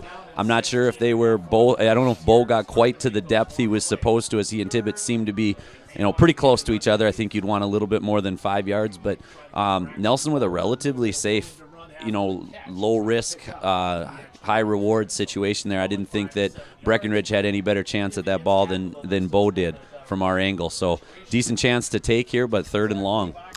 Shotgun formation. Nelson will get him set up. Receivers off to each side this time. Man in motion is Tibbetts. Going across the screen there, they'll hand it off to Vetter. Vetter's got some nice running room to this left side, cuts back into the middle. He's got the first down, dives forward up to the 47-yard line. Boy, they needed 18 yards, and he got 5 extra, give him 23 on the play. Went shotgun, came back with the counter run. They've shown that plenty of times on film here, but it was blocked well. And then there was a safety, and I honestly didn't catch his number. I'm not just protecting the guilty there, but wanted nothing to do with tackling John Vetter. So put his head down and tried to throw his shoulder pads at his ankles, and that's not enough to bring down Vetter. 6 carries for 80 yards for John Vetter in this first half and 2 touchdowns. First down and 10 for the Nuggets at their own 47-yard line. Power eye set with the receiver off left. Handoff goes straight up the middle again for Vetter. He's going to be knocked down on the play by the Breckenridge defense right around midfield. Might have a helmet across that 50-yard line. He will be placed at the 49 on Breckenridge side. That's a gain of 4 for John Vetter. And that's what the D-back did not do on that big run by Vetter, but Armitage did there as he came in. It was low. It was both arms around Vetter's ankles, and that's tough even for a guy John's size to keep going when you don't have that, when you can't get your next footstep. Second down and 6 for the Nuggets. That same set once again. They'll hand it off to the second man through Tibbetts. Tripped up a little bit, but he was able to keep his balance and dive forward up to the 40-yard line. So what looked like he was going to be taken down after about 2 or 3 yards, stumbles forward and gains 9 on the play to give the Nuggets another first down. I can't think if he keeps his footing, it's him and Sanchez or it's the end zone. So Breckenridge there survived by the shoestring, but well done by the left side of the line. And this time, Coach Schmidt calling that play to the short side of the field. They had Stoa over here as the receiver, not using the wide side, and still ran to this side and blocked it really well. 5th carry for 67 yards for Derek Tibbetts here in the first half. Back to pass. Nelson looking downfield. Pressure put on. Has a little bit of time now. That pocket is going to be stuffed by the Breckenridge defense. They're coming out, and we got a penalty flag coming in late as well. We'll see what they sort out here, but defensive stop as they get through there. Might have got the face mask. Yeah, either the face mask or somebody hopped on that pile excessively late. So personal foul going against the Breckenridge defense after that play. What could have been, that would have been massive for their defense. Instead, it's going to be marching forward here for the Hawley Nuggets. Now, without knowing what's taught and what's looked for there in practice, and would never want to, never try to second guess any of that stuff, but I would have liked to have seen Noah just escape the pocket completely on that one. He tried to set his feet really quickly to see if he could come back to something. I think he's got to trust his athleticism a little bit to just escape that pocket, roll right, and even if you get 2 or 3 more steps outside the pocket, you're free to deliver that ball wherever you want for an incomplete pass instead of taking that punishment that he did. First penalty for 15 yards tonight for Breckenridge. Handoff goes to Tibbetts on a first down and 3 is what it's going to be as the result. As they replay the down, and the penalty was from the spot of the foul, which would have been about a 7 or 8 yard loss. Tibbetts handoff right up the middle. Doesn't get a whole lot of running room. He gets about 1 yard on the play, and that will make it a second down and 2.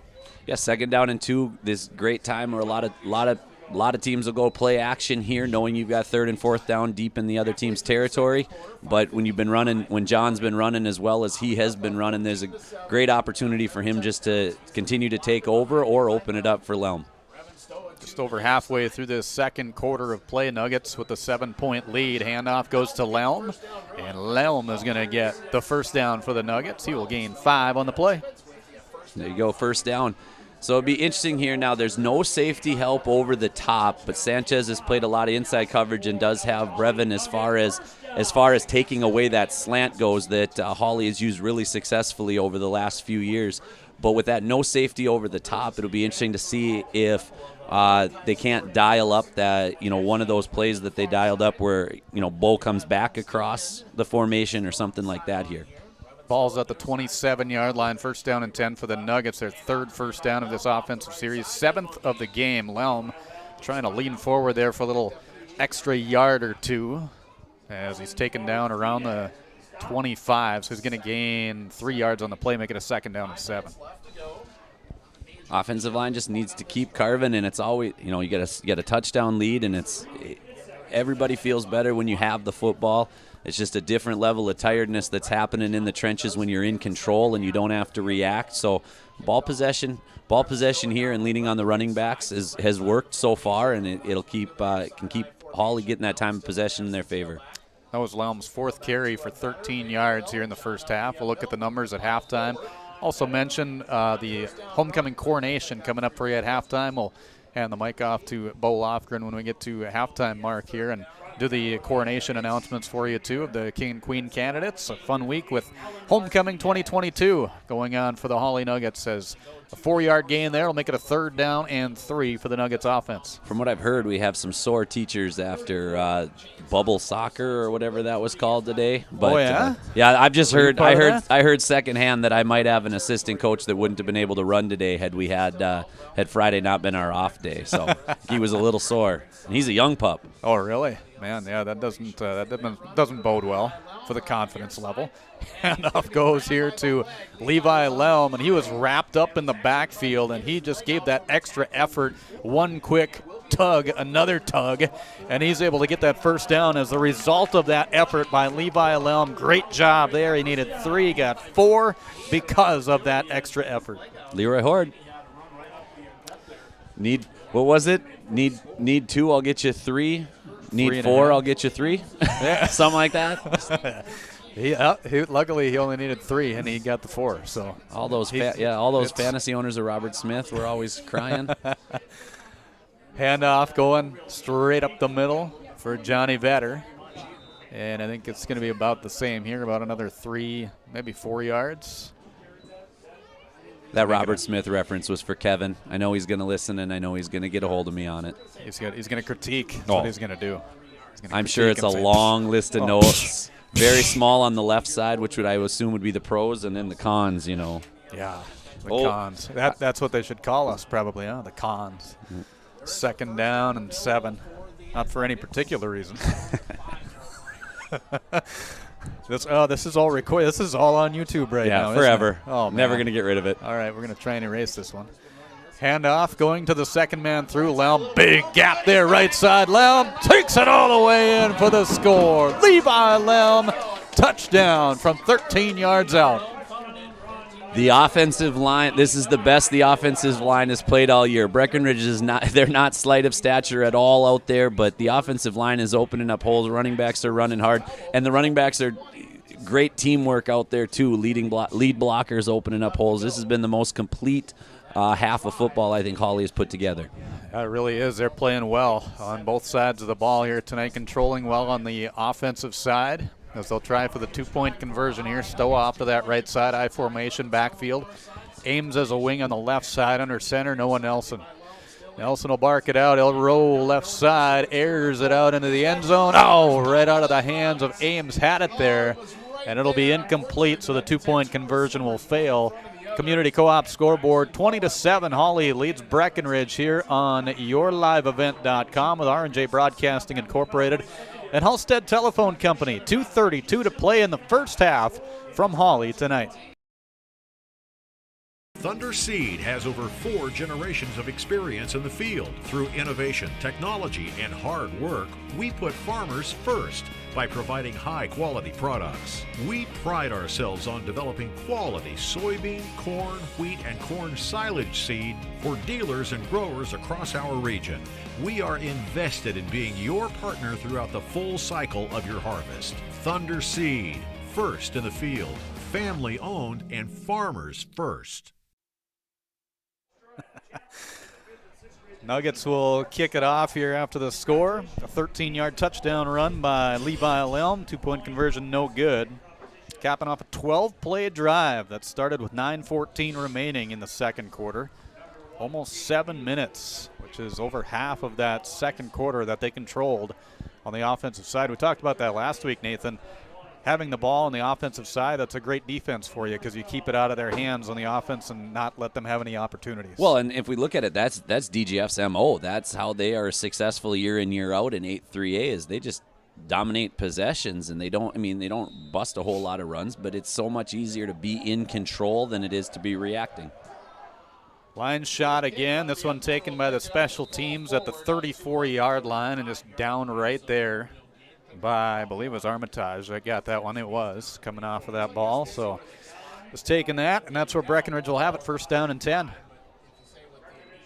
So it'd be interesting here, Breck. Not necessarily a quick strike unless they really, unless they block a run really well here. So 2.5 minutes, but full up with timeouts here should give them the opportunity to, have the whole playbook here early in this drive. So big for Hawley to stay in their gaps and do their responsibilities.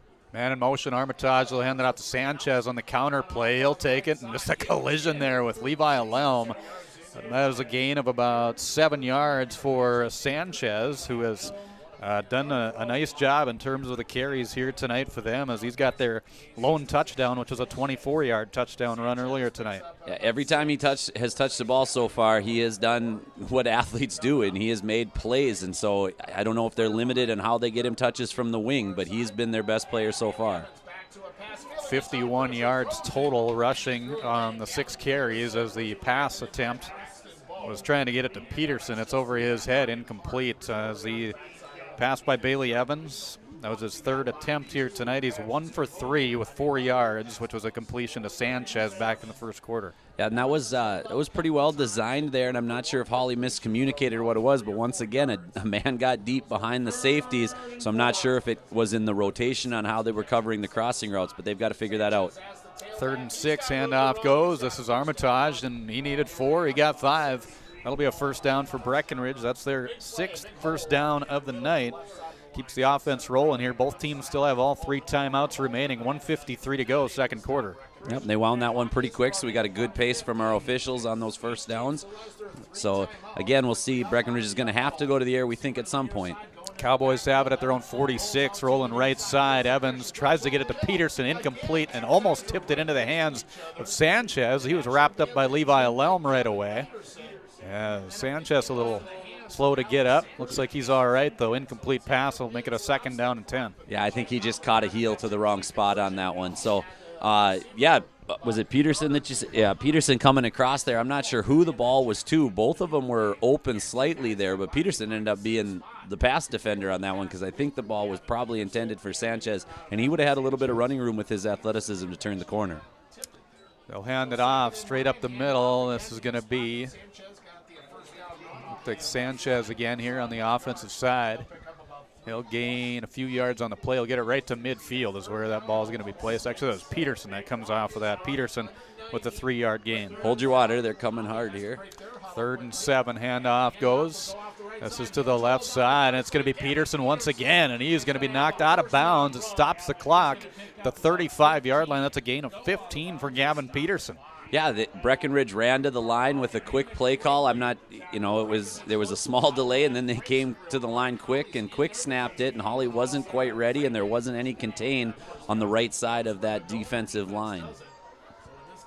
So first down and 10 at the Hawley 35-yard line. Cowboys trying to, like you say, just get up to the line quick, catch them off guard, and see if they can punch one in before halftime as they trail 20-7. Handoff goes to the left side. Some nice running room there again for the Cowboys. And getting knocked down as it's going to be a quick timeout over on that far side, as it was Armitage once again with the carry. He gained about 8. I don't think it's going to be an official timeout. I think we have an injury timeout there for Sanchez. Unless he was out of bounds. I was going to say the official was rolling the arm there to make it look like he was saying keep the clock rolling, which.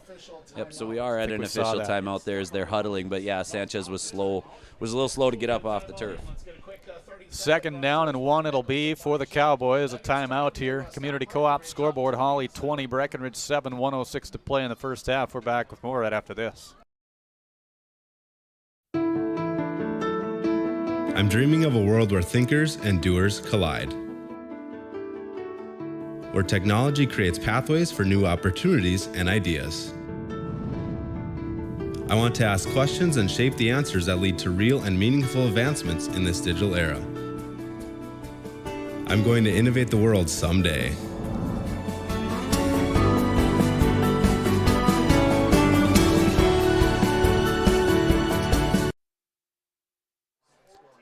Coming out of the timeout here, and Breckenridge did end up taking a timeout on their side, so they got 2 remaining in this first half, 1:06 to play before halftime. Again at halftime, the homecoming coronation coming your way. It'll be right out on the field, so you can catch that right here on yourliveevent.com, as we'll hand the mic off to Bo Lofgren at that time and present for us.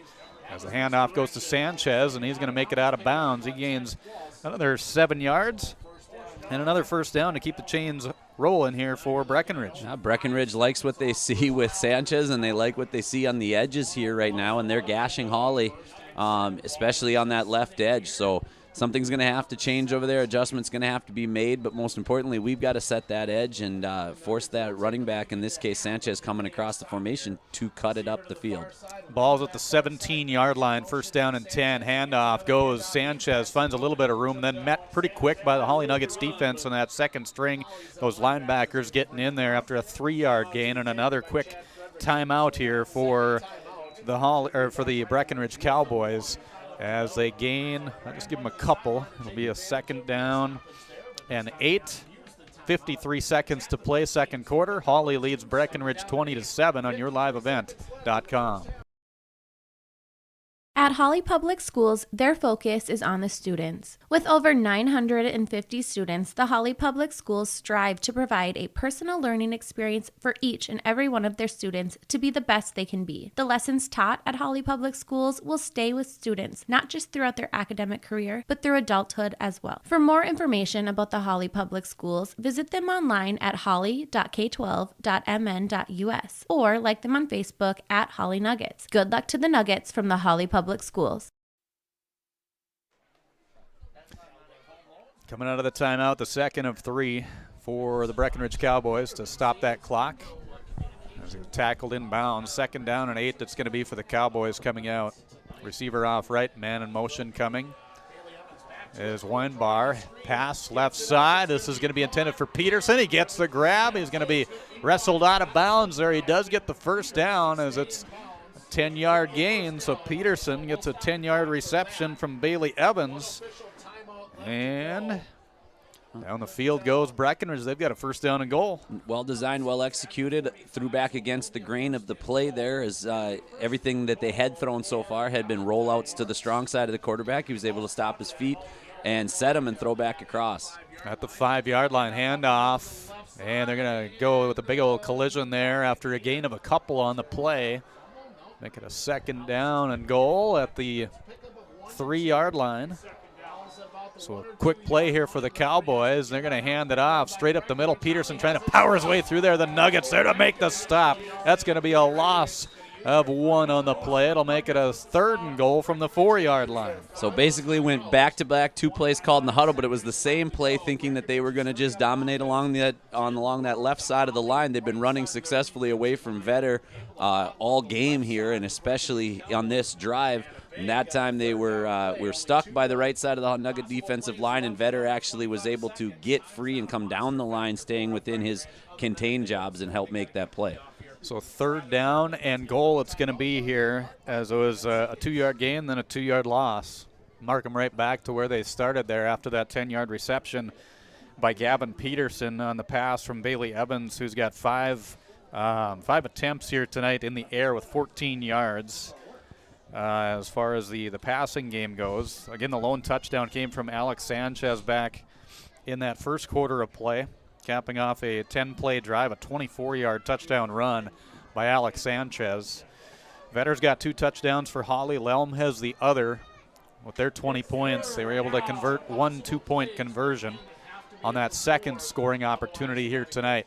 3rd down and goal. Handoff goes Sanchez. Was wrapped up momentarily in the backfield. Gets his footing. Pushes his way forward. He's in for the 5-yard touchdown run. Tibbetts had a shot at him as he came free and was unable to wrap up, and so Sanchez in for his second touchdown. And we've got Lelm was a little shook up on that play, so he's going to take a break on the conversion. So the Breckenridge Cowboys able to punch another one in here late in the first half with 19 seconds remaining, get within 7, and they'll try for the extra point kick.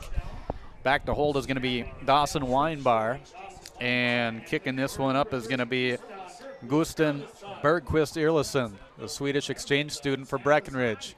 The hold is there, the kick is up, and the kick is good. Extra point kick is good to make it 20-14 on your community co-op scoreboard in favor of the Hawley Nuggets with 19 seconds to play in the first half. Winter storms can create broken tree limbs and power outages. They can also create a dangerous landscape. Ice-coated power lines can continue to carry electricity whether they're sagging or on the ground. If you see low-hanging or down power lines, assume they are energized and deadly. Stay far away from them, keep others away from them, and report the location. This message from Wild Rice Electric Cooperative. We care about you and your safety.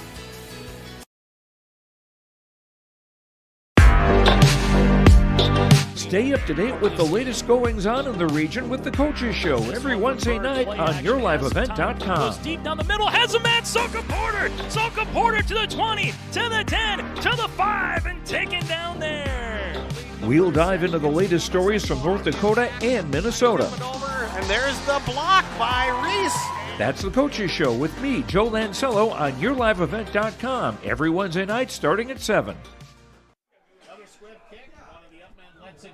Back here, it's going to be a kick, squibber, that's going to be taken by Stock around the 25-yard line. Stock is going to be crashed into there by the defense. And that was number 11 coming in there, Jackson Riggs, the freshman. So the Nuggets will have it first down and 10. So and they'll be at their own 23-yard line. Without a great return here, we'll see what Hawley decides to do as they've got 14 on the clock, but getting the ball to start the second half. So yeah, we'll see what they try for here as the Breckenridge Cowboys able to get another one on the board, a 5-yard touchdown run by Alex Sanchez. Got both touchdowns on the night for Breckenridge.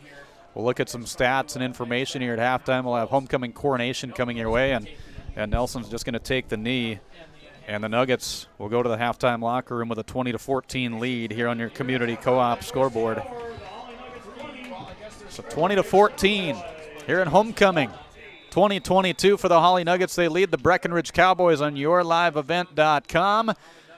Thanks for being with us. Stay with us here as we're going to keep it right here and get you set for the homecoming coronation and homecoming activities that are going on at halftime here on YourLiveEvent.com.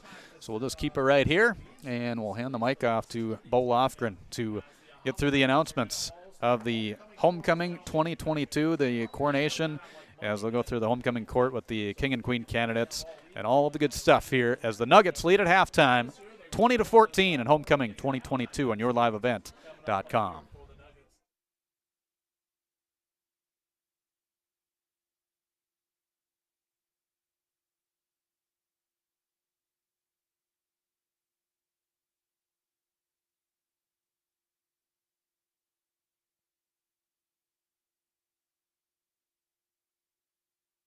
May I have your attention, please? Welcome to Homecoming 2022. On behalf of the class of 2023 and the Student Council of Hawley High School, we want to welcome you all to the Homecoming Coronation 2022. We will be announcing our candidates, their parents, 2 of their favorite Hawley High School activities, and a short memory from elementary school. The 2022 Homecoming Royalty was selected by their peers with the following qualities in mind: Nugget pride, well-rounded, school involvement, kind, responsible, and respectful. This year's junior escorts representing the class of 2024 are Devon Stock and Sierra Blakeway. Sierra's parents are Carrie and Jeremy Blakeway. She is involved in volleyball and basketball. An elementary memory of hers was getting sent to the wall for climbing a slide. Devon is the son of Melissa Stock He is involved in football and basketball. His elementary memory was when Carson broke his collarbone while playing football at recess. The first Queen candidate of the class of 2023 is Afton Ockery, daughter of Amy and Jeremy Ockery. She is involved in cross country and student council. Her elementary memory was getting in trouble with Anna for playing rock, paper, scissors during lunch and having to move their sticks to yellow. The first King candidate is Braxton Bowe, the son of Ivy and Barry Bowe. He is in football and Knowledge Bowl. He enjoyed playing football during recess in elementary school. Our second Queen candidate is Jada Jetvig, the daughter of Amy Malum and Brian Jetvig. She is involved in golf and Riverwatch. She remembers getting in trouble for having dance competitions at recess. The second King candidate is Benjamin Gieslin, son of Jennifer and Michael Gieslin. He is involved in cross country and the musical. His favorite elementary memory was Hawaii Day when his class got to fly to Hawaii with Captain Mike. Now we have Kylie Manthe, the daughter of Chris and Scott Manthe. Kylie is involved in the musical and basketball. Kylie's elementary memory was Elizabeth throwing up on her. She wants to make sure people know her memory was not fun at the time, but she can laugh about it now. The next King candidate is Gavin Knutson, the son of Brock and Heidi Knutson. He is involved in football and trap shooting. His elementary memory was fighting with his friends on the jungle gym. Our next Queen candidate is Elizabeth Marzal, the daughter of Courtney and Joe Marzal. She is involved in speech and jazz band. A good or not so good elementary memory of hers was, you guessed it, throwing up on Kylie. The next King candidate is Stephen Celine. He is the son of Scott and Denise Celine. He's involved in speech and cross country. He remembers watching Breaking Bad in elementary school. That's awesome. Next up, Queen candidate Destiny Salinas is the daughter of Heather and Josh Thorsvig. She is involved in basketball and Riverwatch. Her elementary memory was performing the Cup song in the talent show and forgetting the words. The fifth King candidate of the class of 2023 is Derek Tibbetts, the son of T.J. Tibbetts. He is involved in football and basketball. He enjoyed the gift exchanges at Christmas parties before Christmas break, as well as getting candy canes from his bus driver. The final Queen candidate is Anna Steer, the daughter of Katie and Jared Steer. She is involved in volleyball and basketball. One thing she remembers from elementary school is the only time she ever got in trouble, which is when she and Afton played rock, paper, scissors in lunch in first grade. The final King candidate is John Vetter, the son of Carrie and Bob Vetter. He is involved in football and track. His elementary school memory was playing tackle football at recess. Let's give a round of applause for our class of 2023 homecoming court.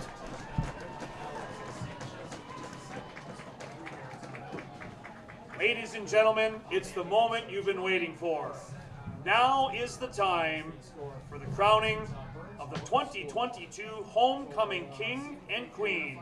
Sierra Blakeway, please crown the king.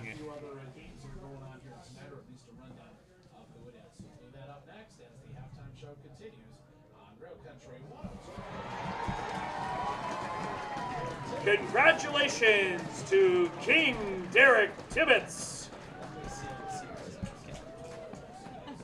Now, Devon, it's your turn. Please crown the queen. Crown over all of them.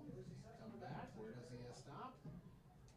And he's going to come back to the middle, to the right side. Is that Afton, right? Yep. And congratulations to Queen Afton Ockery. Congratulations to this year's Homecoming King, Derek Tibbetts, and Queen Afton Ockery. The Student Council wants to thank Coach Natz and Activities Director Brett Mayer-Schmidt for allowing coronation to happen at halftime tonight. Enjoy the second half of tonight's game, everyone, and congratulations to all of today's and this year's homecoming royalty.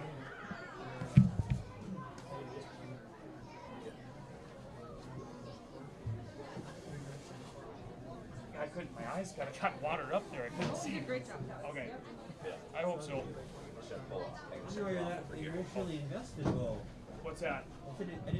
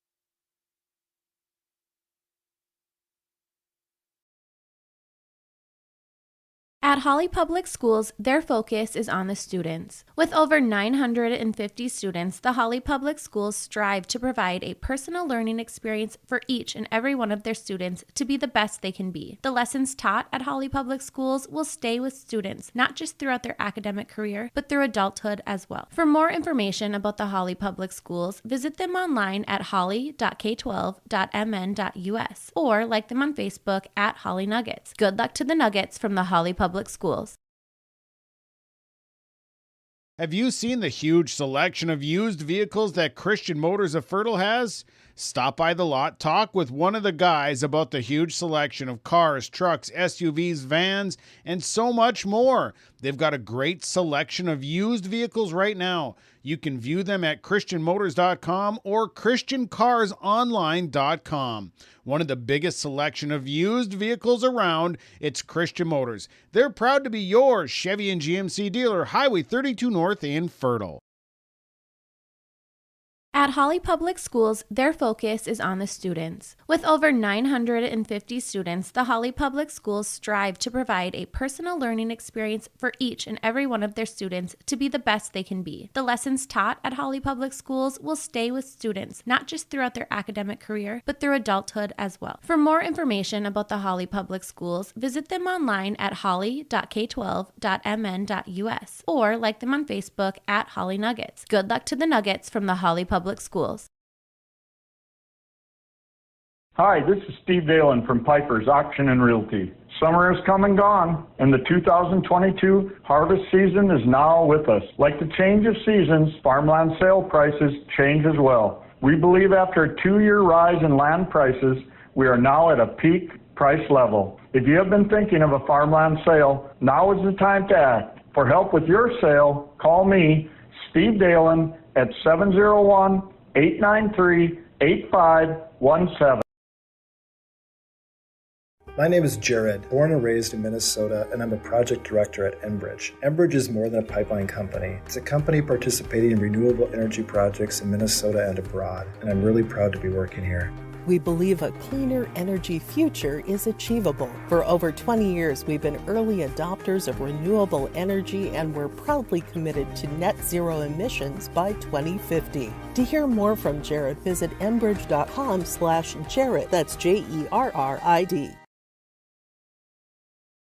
Rural Enrichment and Counseling Headquarters, also known as REACH, Neighbors Helping Neighbors. That's their slogan, and it says it all. Reach is a multi-agency human service center that helps families and individuals with counseling, food services, and help and support during the holidays. Things such as the backpack program, food for kids during the weekend, and a holiday meal during Thanksgiving and Christmas are just a few of the things that Reach can do. Check them out at ruralenrichment.org or visit their secondhand stores in Hawley and Hendrum.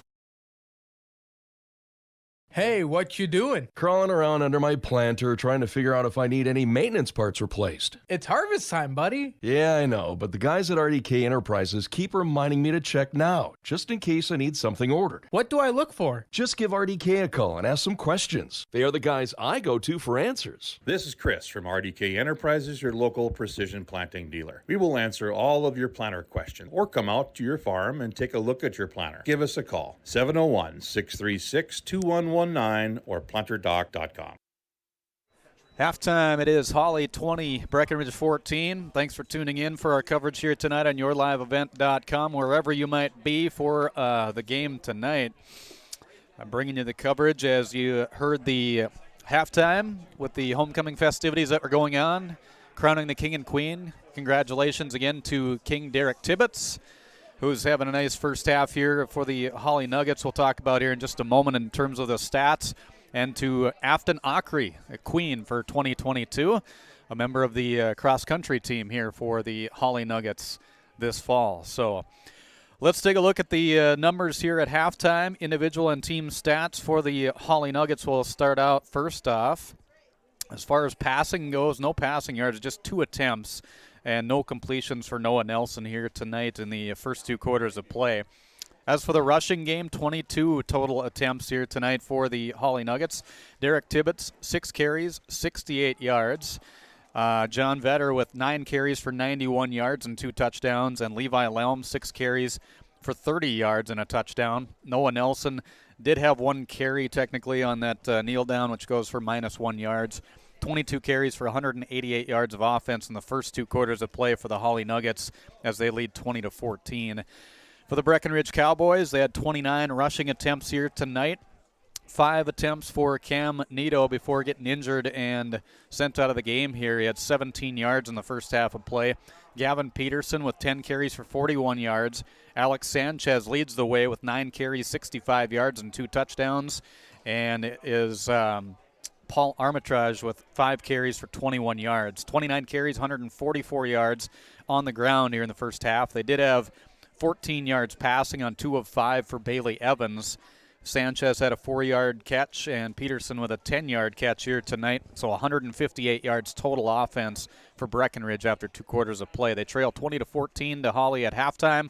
And the homecoming matchup for the Nuggets here this evening, as the Nuggets with 8 first downs compared to the 9 of Breckenridge in the first half of play. No turnovers between either team here tonight. In terms of penalties, the Nuggets with 3 penalties for 15 yards and Breckenridge with 1 penalty for 15 yards after 2 quarters of play. Getting set for the second half of play. We're back with more from Dale Scholarwood Athletic Complex, and we'll start the third quarter when we return with Hawley leading Breckenridge 20-14 on yourliveevent.com. You couldn't pick a better community to be a part of. I've actually been to another college, and this one was a far better experience because of the support of the faculty and the staff here. It's just outstanding. My name is Andrew, and I'm here for my future. It feels like you're at a bigger university. Right now I won't have any debt, and I might even gain a little extra money through scholarships. There's so many job opportunities. My name is Emily, and I'm here for my future. Here we go, third quarter. We are getting set to start. The Hawley Nuggets will be receiving to get things going here tonight. Back at it, Kurt Fillion along with Nathan Stowa with the broadcast call here tonight. And did you finish that whole bag of popcorn? I did not. Man, I was going to say. I did pick on a few fans down in front of us and threw some at them. So. Oh, okay. There was a few of them that went. But otherwise, man, you were just taking charge with that popcorn. One of I picked on came back with 2 bags, and so she might be throwing them up this way. It was going to be like confetti. Going to be like a celebration up in the press box. Oh, man. Didn't see that one. Kickoff here goes to Stock. He's going to take it at the 15-yard line, and he's going to make his way forward up to the 35 is where he'll take it on the returns, when a special teams return to get things going here in the second half for the Nuggets. A good starting field position here for Hawley. So see if they can take advantage of having the ball first and find a way to put another score on the board. So Nuggets at their own 35-yard line is where they will start off. 11:56 to play in the third quarter, so just underway out of the halftime. First down and 10, they'll get set with that double wing set. In the backfield is Vetter, and off as a receiver, Stoa on that left side. Handoff goes to Tibbetts. Tibbetts straight up the middle. Some nice running room there to get things going here in the third quarter. An 11-yard run for Derek Tibbetts. So we talked about it briefly in the first half. That time they had the strength to the short side of the field. So Stoa's lined up on this side near us on the field, so leaving that wide side open there for Tibbetts if he needed to bounce it out. He was able to cut that up for a really good chunk gainage right away. But playing around with the formation and playing around with the short and wide side of the field tonight is Hawley. Nelson gets him set under center, man, in motion is Lelm that you see coming across there. Handoff goes to Vetter straight up the middle. He's right near midfield. He is going to gain about 3 yards on that play as he'll come up short of the midfield position at the 49-yard line is where it's going to be placed. Second down and 7. Yeah, enough of a grind out gain there for the offensive line here. You're not going to get huge chunks every time, but solid 3 yards keeps you ahead of the chains, gives you an opportunity to get to third and fourth and manageables. Vetter nearing the triple figures in terms of yardage on the ground. That was his 10th carry for 94 yards now tonight. Has 2 touchdowns, including a 40-yard touchdown run and also a 6-yard touchdown run tonight. Man in motion will make it split backfields here as Tibbetts takes it right up the middle. Now bounces to the outside, has some running room, stiff arms one, gets down the field and pushed out of bounds after a big gainer and a penalty flag coming late once again here tonight. You're going to tack that on at the end. Does it look like some extracurriculars there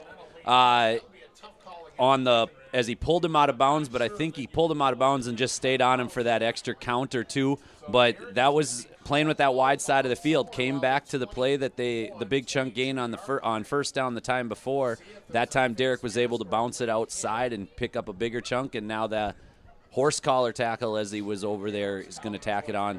So we should be down around first and goal territory here. Yeah, that's where it should be placed as he made it up to right around the 20-yard line is where he was taken out of bounds. A gain of 32 yards on the run for Derek Tibbetts. Well, it won't be first and goal, but if they get a first down, it'll be inside the 1-yard line. Yeah, so it'll go up to the 10-yard line. So, yeah, it's going to be a penalty on the play of the second for 25 yards tonight for Breckenridge. Will make it a first down and 10 at the Breckenridge 10-yard line.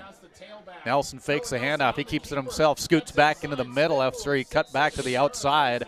He's going to get a nice gain there. He'll get it inside the 5-yard line. That's going to be a gain of about 8 yards on the play. Up to the 2-yard line is where it's going to make it the 4-yard line is where it's going to be placed, so a gain of 6. Yeah, that looked slightly broken to me, as I'm not sure that's footwork that I've seen before, so I'm not sure if that wasn't your typical quarterback keeper on that one. So something was broken, it appears, and Noah was able to use his athleticism to make a little something out of nothing. So second down and 4 at the 4-yard line is where it's going to be. They have just enough room for a first down. It would be right in front of the goal line is what it would be if they got the first, as Lelm is going to take the handoff, and he's going to be taken down after a short gain on the play. Got a couple yards. It'll make it a 3rd down and 1.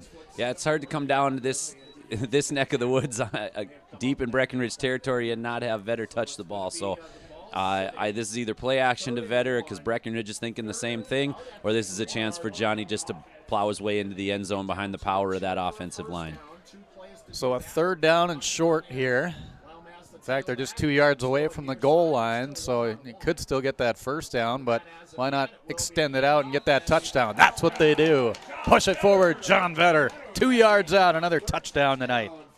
It's a fullback kind of night, Kurt. It was a fullback kind of night.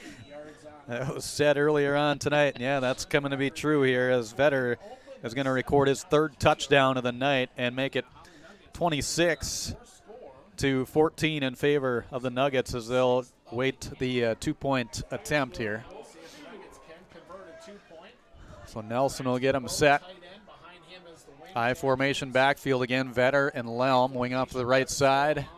is going to be Ames, and receiver off left is Stoa. Handoff goes to Lelm, and he is met right away at the line of scrimmage. Big time blast there by the Breckenridge defense, as they had the Gibson Hasbargen that came in defensively on that defensive line up front to make the stop. So a good effort, and the 2-point conversion will fail. On your Community Co-op scoreboard, Hawley leads Breckenridge 26-14. 9:14 to play in the third quarter. We're back with more from Hawley right after this. At Hawley Public Schools, their focus is on the students. With over 950 students, the Hawley Public Schools strive to provide a personal learning experience for each and every one of their students to be the best they can be. The lessons taught at Hawley Public Schools will stay with students, not just throughout their academic career, but through adulthood as well. For more information about the Hawley Public Schools, visit them online at hawley.k12.mn.us or like them on Facebook at Hawley Nuggets. Good luck to the Nuggets from the Hawley Public Schools.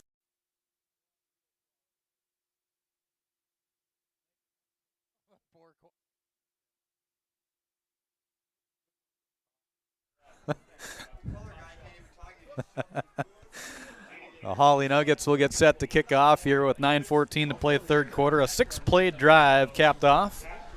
A 2-yard touchdown run by Johnny Vetter, his third touchdown of the night on his 11th carry. Just under 100 yards here tonight. He's at 96 now, so creeping up there. But he is definitely having a great night here on Homecoming 2022. Squib kick that went right up the middle is going to be taken by the special teams of Breckenridge and knocked down at the 37-yard line, so that's where Breck will have it. First down and 10. Yeah, I thought that's where Hawley would go when they saw that Weinbar much smaller than Nieto earlier, and as he had to come off. And he's been out since he was walked off the field. So good spot to go in special teams there to help limit the explosiveness of what the Cowboys can bring.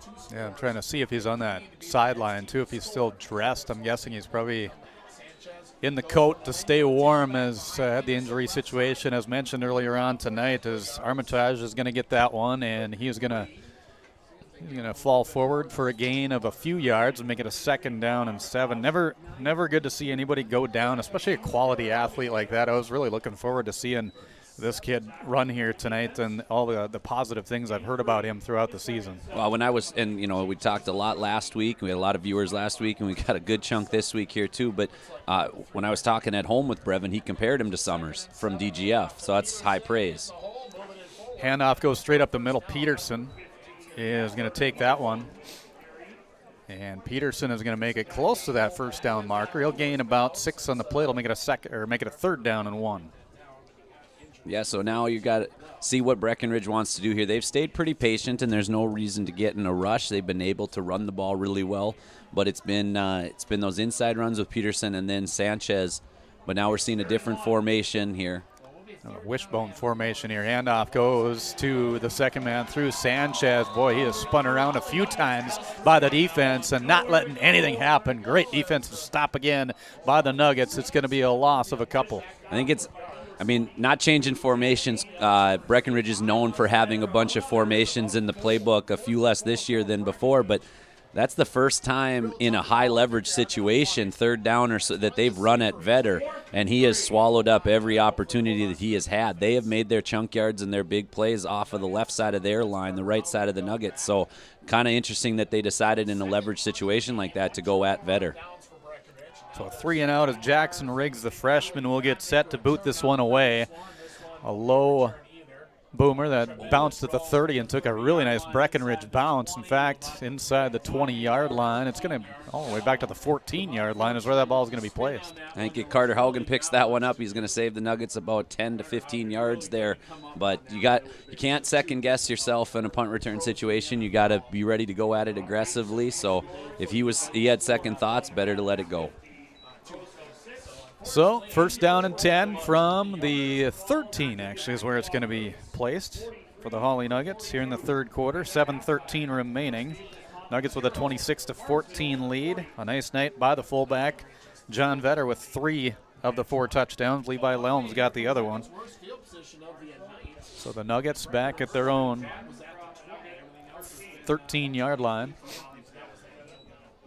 And they'll go with their same formation. They'll hand it off to the second man through. That's going to be Lelm, and he's going to be met right at the line of scrimmage. I think he got maybe a step forward, maybe a yard on the play. We'll give him 1 yard for Levi Lelm. Not much there, and every time Lelm's a little slower to get up each time. He's taken a pounding. It seems like every run that's gone negative or that hasn't been blocked as well has been one of his carries. That's nothing he can do. It's not a read he's making. It just seems like he hasn't seen the same running lanes that Tibbetts has seen when he's been dotting the I or been the second man. A 2-yard gain is what it'll be. 2nd down and 8 for the Nuggets, nearing the halfway point of this third quarter of play. Again, thanks for being with us. A special thanks to all the sponsors who make the broadcast possible and make it possible for you to watch free of charge on yourliveevent.com. Split backs in the backfield. They'll hand it off on a counter play there by Tibbetts. Finds some room again to the right side. Little scoop move there to get away from the defense. Stiffs arms another, tries to get away from him. Oh, he was almost able to back his way out of that, too. He had a couple of defenders this time, but boy, another big gainer there by Derek Tibbetts. Yeah, great. Talking about the running lanes, just not quite being there for Lelm and the bad luck he's had there. That running lane was great. Set up well by the right side of the line over there. Derek hit that crease and was able to explode and not get touched till linebacker level again. 11th first down of the night for the Hawley Nuggets. A 23-yard gain there by Derek Tibbetts.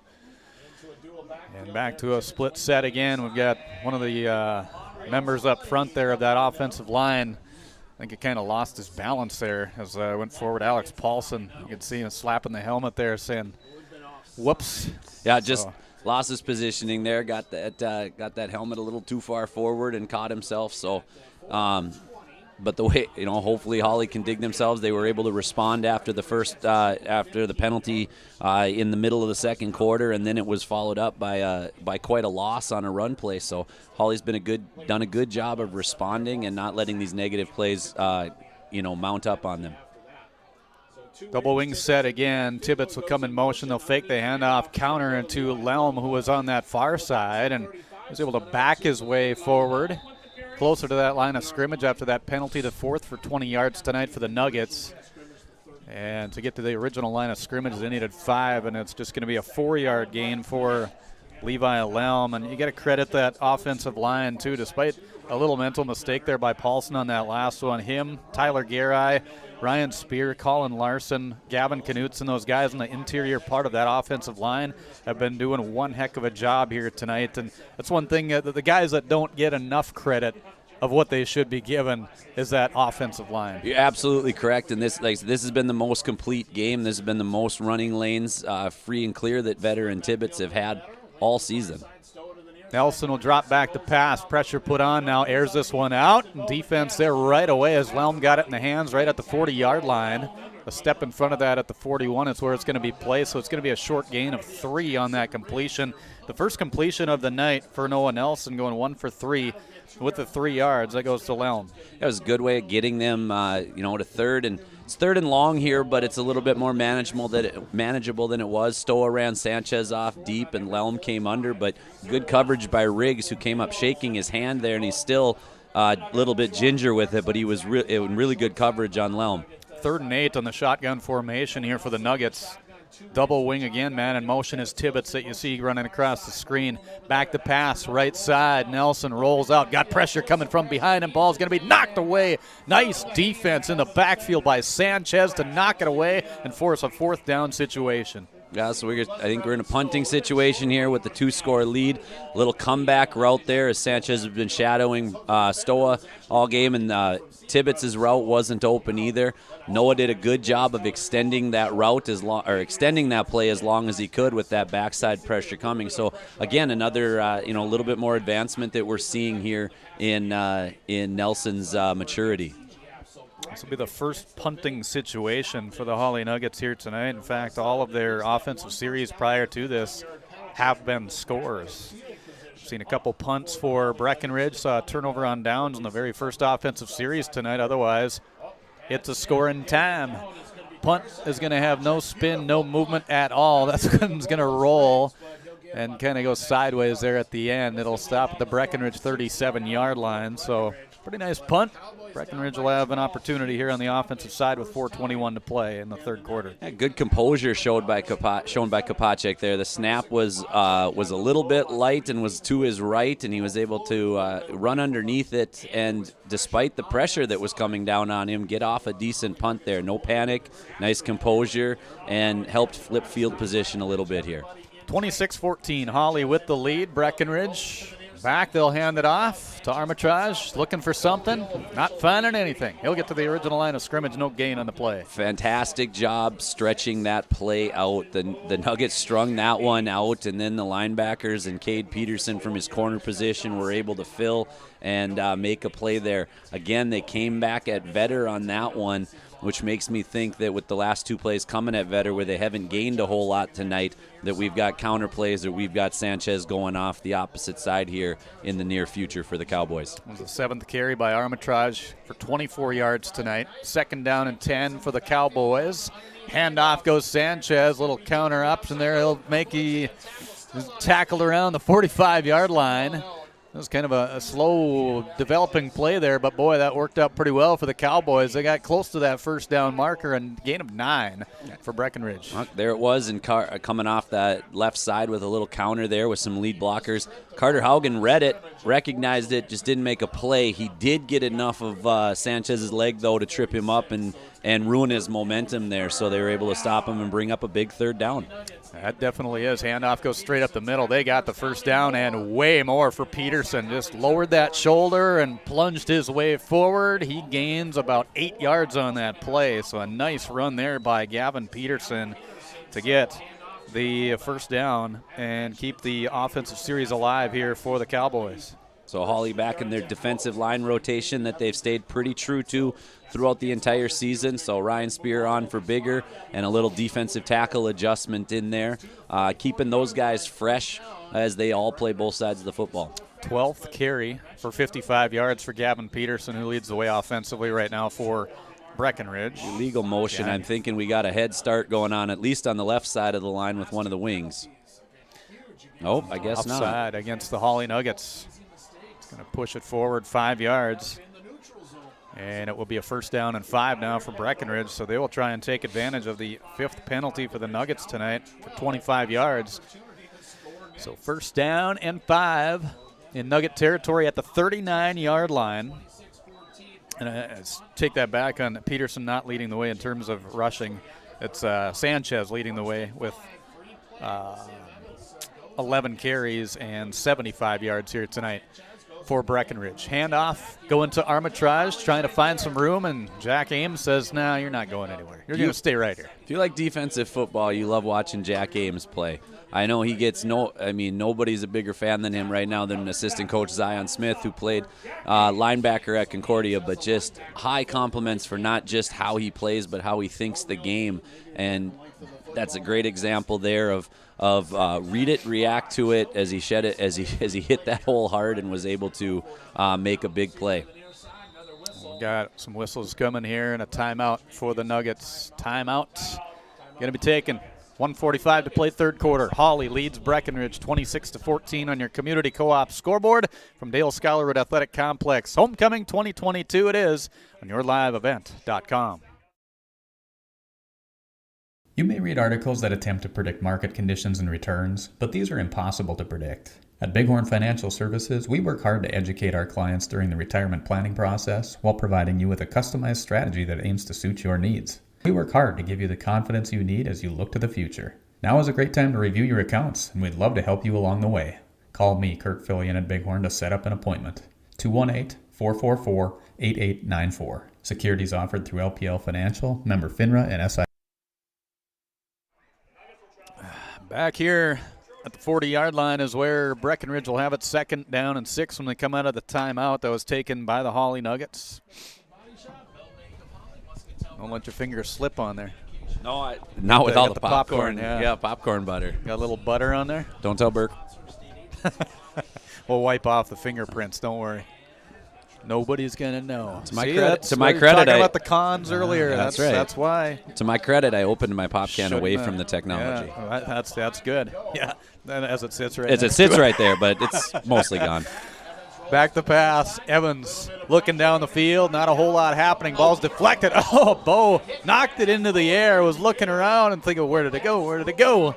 Went just behind him there on that play. Almost got an interception and kind of unanticipated as it just went right into his hands. I don't think he was expecting it to be that low on the pass. Incomplete by Evans. No, but what we've learned over the last couple weeks is he just dropped 6 because all he's done is catch touchdowns for 2 straight weeks. So, unfortunately. That was the chance right there. Yeah, it was. Bo, come on, man. Next time. 3rd down and 6, Breckenridge.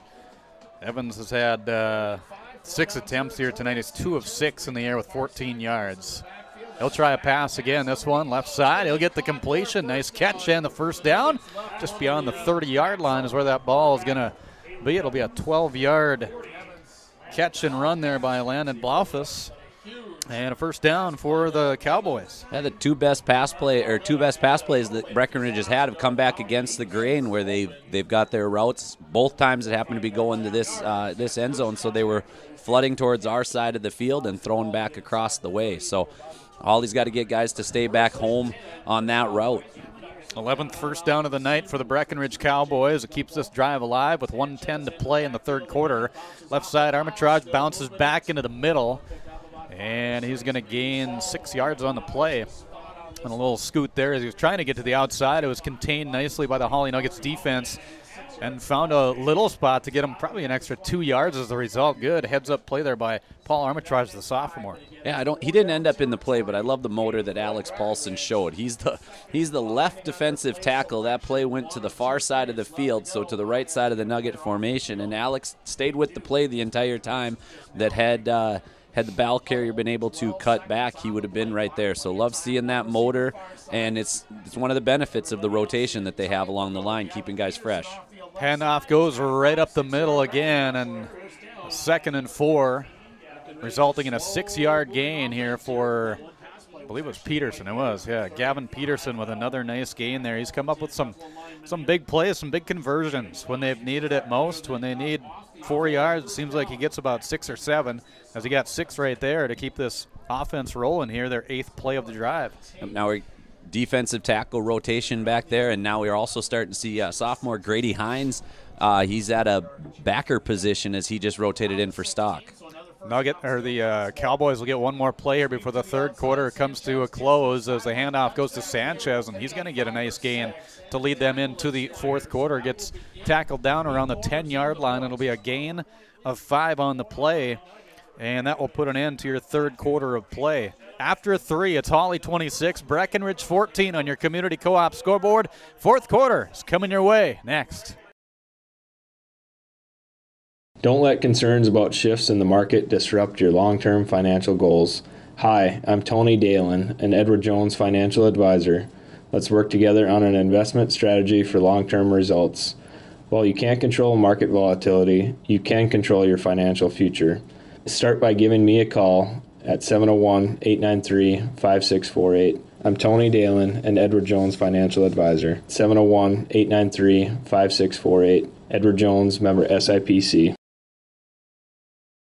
At Community Co-op, we offer our energy solutions programs to help area farm operations. Hi, this is Rocky Bruin. One of our popular programs is our fuel contracting with only 30 cents per gallon upfront payment, and our pricing programs are a couple quick reasons why you would lock in your fuel contracting price with Community Co-op. Let us help you manage your risk. Call 1-888-935-2281 and we can discuss more of your energy solutions programs from Community Co-op's Lake Park. 4th quarter of play. It's a 12-point Hawley lead. Been back and forth here in this one, as it was 6-0 right away. There, it's about time you wipe off those hands, those big paws. Use my pants like those elementary kids I hang out with. Just dripping butter when you come out there. And if you hear all of a sudden it's Stoa. Yeah. Stoa's butter. Handoff goes. Armitage, found some room again. As he's going to get, I think he'll get the first down. He'll have just enough for that. He's going to gain 5 yards on the play and another Breckenridge first down as they keep marching down the field on their 10th offensive play of this drive. That's their 4th first down in this offensive series. Yeah, if I'm Breckenridge, I don't know if I need to try to keep the Hawley defense honest. I want to just keep running to the left side of their formation, because that's where they're finding every big play, whether it be a 3rd and short and need a first down, or whether they get a big chunk play. 1st and goal at the 7-yard line is where it's going to be. Evans sets him down, handoff goes to Peterson. Boy, he just barrels his way forward. Holy cow, what a run by Gavin Peterson all the way in for the score. Looked like he was going to be stopped at the line of scrimmage. He said, I don't think so. Get out of my way. Touchdown for Gavin Peterson. He was definitely the hammer on that run as he made his own hole. We talk with Vetter and with Tibbetts about BYOB, be your own blocker, and that time that was exactly what happened as he won the battle in the hole there and was able to put the Cowboys back within 1 score. Man, that was one heck of a run there, just battling right forward as they'll try for the extra point kick with 11:24 to play in this ball game. The snap is there, the kick is up, and the kick is good. Community Co-op scoreboard, the Nuggets hanging on to the lead here, 26-21 in Hawley tonight for Homecoming 2022. Breckenridge trying to spoil it. We'll take a break. We're back with more on yourliveevent.com right after this. I've got a math question for you. When you add tolerance, subtract prejudice, and multiply efforts to treat one another with respect, what do you get? Less division. And school sports have it down to a science. Looking for an example of what can happen when we realize there's more that unites us than divides us? Look no further than high school sports in Minnesota. This message presented by the Minnesota State High School League and the Minnesota Interscholastic Activities Administrators Association. 11:24 to play in the game. Breckenridge able to connect once again. This time Peterson getting his first touchdown, a 7-yard touchdown run, capping off an 11-play drive. Resulted in 4 more first downs. Breckenridge with 13 first downs in this game. Nuggets with 11 total. So it's just it's a very evenly matched here between Breckenridge and Hawley tonight. It's been a fun game to watch. Booting this one away. It's going to be a line drive kick taken by Stock right around the 15-yard line. He'll take it straight up the middle, barrels through, knocks down one, and he's going to lean forward to the 35-yard line. So a 20-yard return there for Devon Stock. Another nice take on the special teams for the Nuggets. Yeah, it's a kick return's a great spot for Devon as he just gets to get that head of steam going, and he's always run the ball hard. I think back from when they started in 4th grade, he's just never reckless, but always runs hard and always most of the time falls forward, and so a kick return's a great spot for him to shine. So hanging on to a 5-point lead here. Important drive for the Nuggets as we've got a timeout for Breckenridge. So Breckenridge wants to talk about some things for their defense. 11-19. They had 12 guys on the field. Oh, that could be a reason too. Yep. Yeah, you probably want to get that 12th guy off there because, yeah, we've seen that happen earlier tonight. The penalty. Ask Brad Childress. 26-21. Community Co-op scoreboard. Hawley leads Breckenridge on yourliveevent.com. We're back with more from Dale Scalleroot Athletic Complex right after this. Thunder Seed has over 4 generations of experience in the field. Through innovation, technology, and hard work, we put farmers first by providing high-quality products. We pride ourselves on developing quality soybean, corn, wheat, and corn silage seed for dealers and growers across our region. We are invested in being your partner throughout the full cycle of your harvest. Thunder Seed, first in the field, family-owned, and farmers first. 1st and 10 at the 35-yard line for the Nuggets coming out of the timeout. Down to 11 guys on the field now for Breckenridge. They got things all sorted out, ready to rock and roll. I-formation backfield for the Nuggets. Handoff straight up the middle for John Vetter. Vetter barrels his way forward. It should have been tackled way back there. Says, no way, I'm going the distance at the 20, the 10. Oh, he got tripped up at the 5-yard line. See, that's why he's got to increase that 40 speed. I think it was that dip in the field there right around the 15. He had to go downhill at the 20 and back uphill at the 15, and that got him. Yeah, he's going to be taken down at the 4. Is he going to put it at the 5 or the 4-yard line? Right at the 5-yard line. Mike Martin always taught me when you're officiating, whenever you can, you set it on one of those white lines. One of those white lines, yep. Yeah, that's where it works right there. So that is going to be a gain of 60 yards on the play for Johnny Vetter. Another big run there for him. Nuggets first down and goal at the Breckenridge 5-yard line. Handoff goes, Lelm straight up the middle, and Lelm is in for the score. 5-yard touchdown run for Levi Lelm. Finally got himself a crease there, and he was able to be patient, slid one hole over, and was able to come off and read his blockers well and into the end zone. So good run. Tables turned, and the momentum snatched back on the big Vetter run. So short drive. I was going to say at one point that this is going to be a good clock-eating drive, but when the old fullback dive turns into, a big gain and first and goal, you take it. Absolutely, yeah. You get that score on the board, get the momentum on your side, kind of get the hope it forwards onto the defense as well, as they'll try for the 2-point conversion. Struggle with those tonight. They've only converted on one here this evening. Nelson drops back, pitches it out right side, Lelm, and Lelm is going to be stuffed on the play again. The 2-point conversion is going to fail. Community Co-op scoreboard, Hawley 32, Breckenridge 21. 10:42 to play in the game on yourliveevent.com.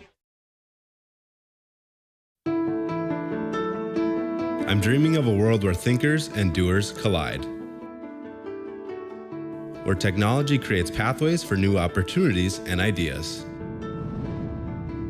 I want to ask questions and shape the answers that lead to real and meaningful advancements in this digital era. I'm going to innovate the world someday.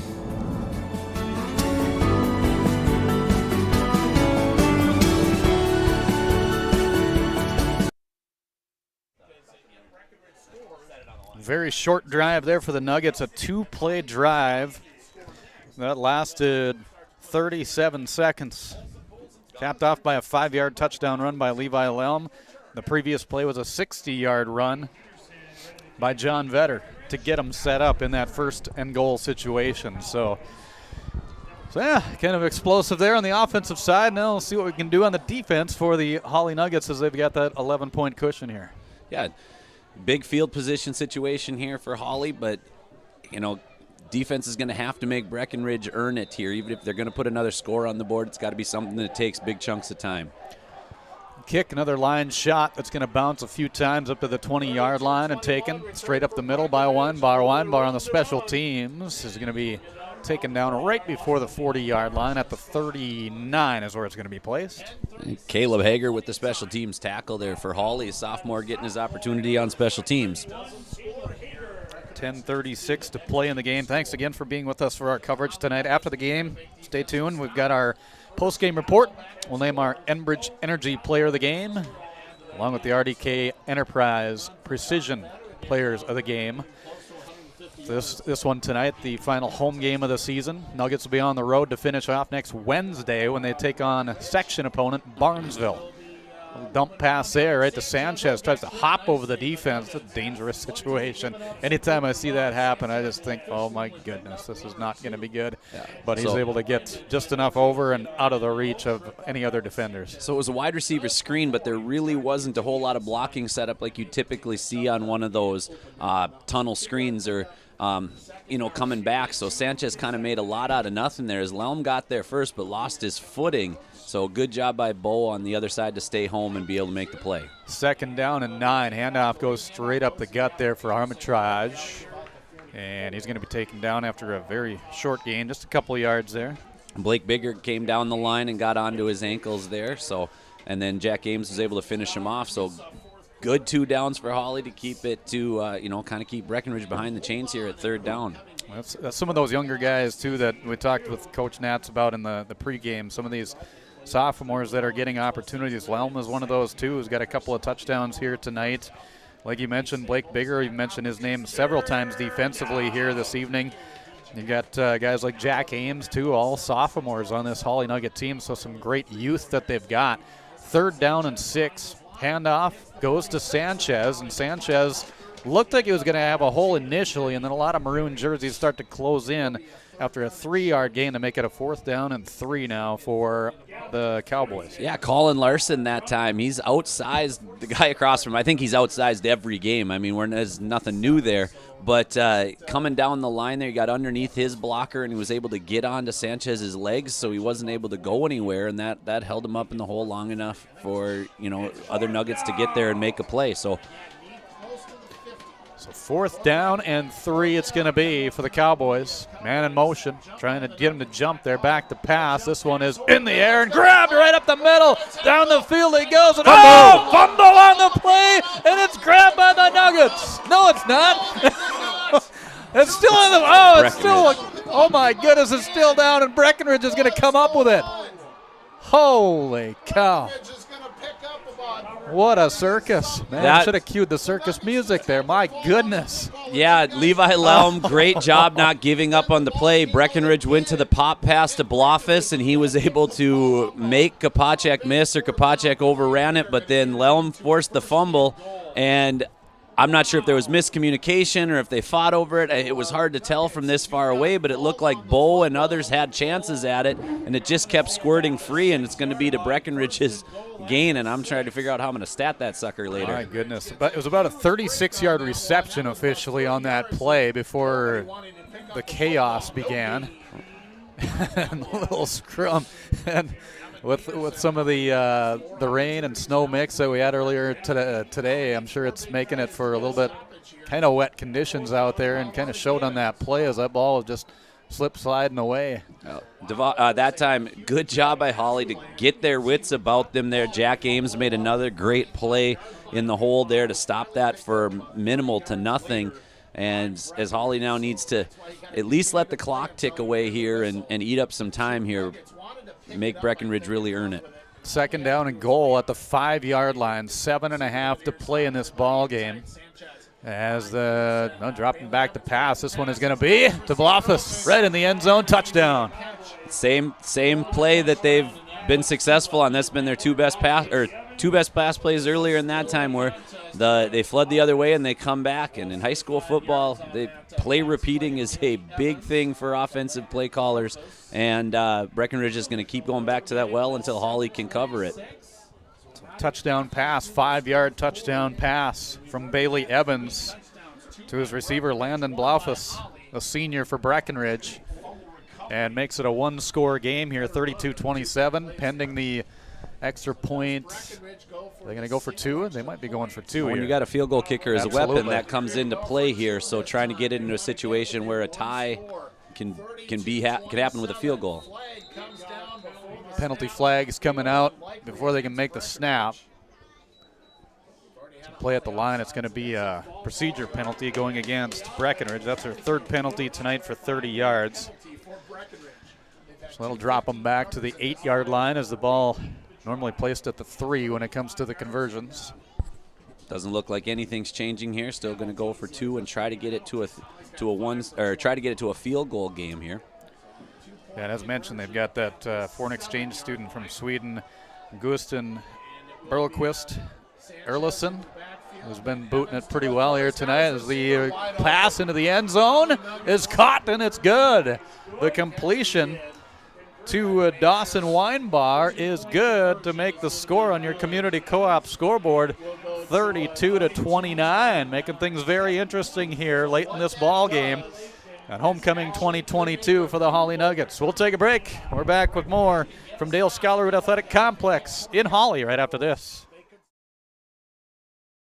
At Hawley Public Schools, their focus is on the students. With over 950 students, the Hawley Public Schools strive to provide a personal learning experience for each and every one of their students to be the best they can be. The lessons taught at Hawley Public Schools will stay with students, not just throughout their academic career, but through adulthood as well. For more information about the Hawley Public Schools, visit them online at hawley.k12.mn.us or like them on Facebook at Hawley Nuggets. Good luck to the Nuggets from the Hawley Public Schools.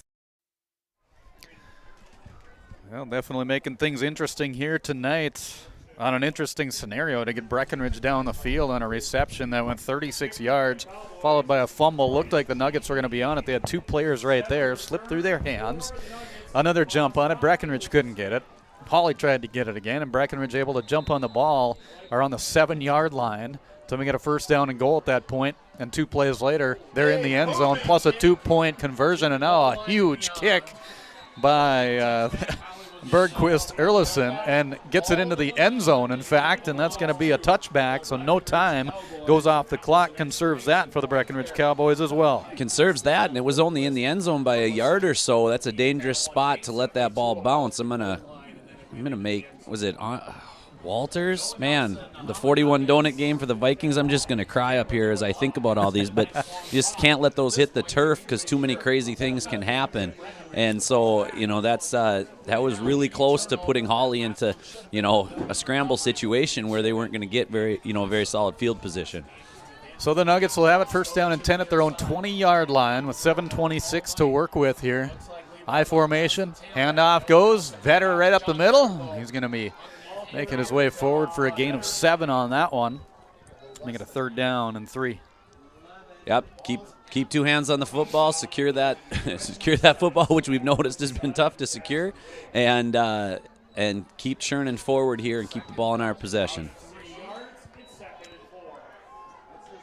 2nd down and a few to go here for the Nuggets as they'll come out of the huddle. Stowell will be a receiver off to that right side. High formation backfield with the wing on the left. That's Jack Ames. Vetter in the front. Behind him is Tibbetts. They'll hand it off to Vetter straight up the middle. He'll take that one to the 35-yard line, and that will be good for a Nugget first down on 5 yards. I don't think there's any reason to complicate things. It's just which play are you going to choose right now to keep the ball in the hands of the 2 senior running backs? Are is it going to be out of, what formation is it going to be and which way are you going? But right now it comes down to those 2 and the offensive line churning up yards. Breckenridge trying to make some big stops here defensively as they trail 32-29 on yourliveevent.com. I formation backfield. Nelson will hand it off. Tibbetts this time bringing it straight up the middle, and he's going to be wrapped up right near the line of scrimmage. He's able to jump forward for a gain of a couple for Derek Tibbetts on his 10th carry of the night. Yep. Did a good job of keeping that ball wrapped up, though he was trying to churn forward for more yards here and did pick up a couple, so still keeps you in a good situation with 2nd and 7.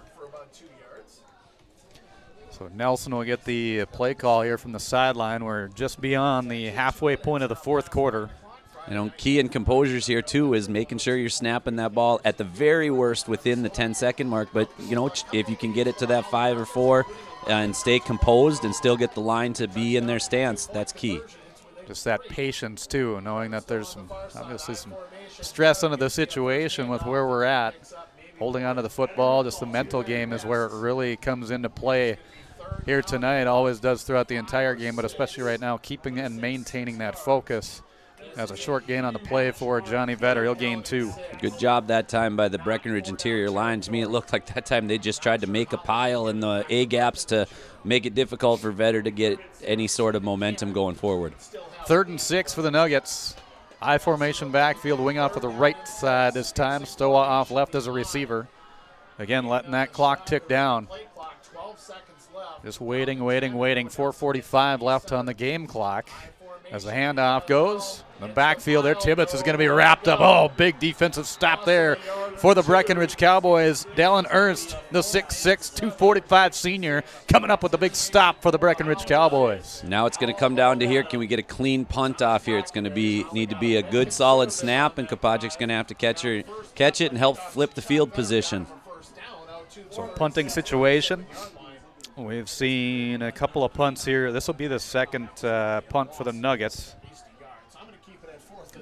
So 4th down and 7 is what it's going to be for Hawley. Breckenridge and Hawley each with 2 timeouts remaining in this ball game. As Kopacic will get set to boot it away, and back to receive is going to be Dawson Weinbar. He's standing right around the 32-yard line. Ball, oh, man. Pressure was put on by Sanchez. He almost got it. And now we've got Ball getting knocked down at the 35-yard line. Bo will down it there for the Hawley Nuggets. I don't think he called for a fair catch, so Peterson got there pretty close to his win. Oh, now they're going to throw the flag. Did he get there early?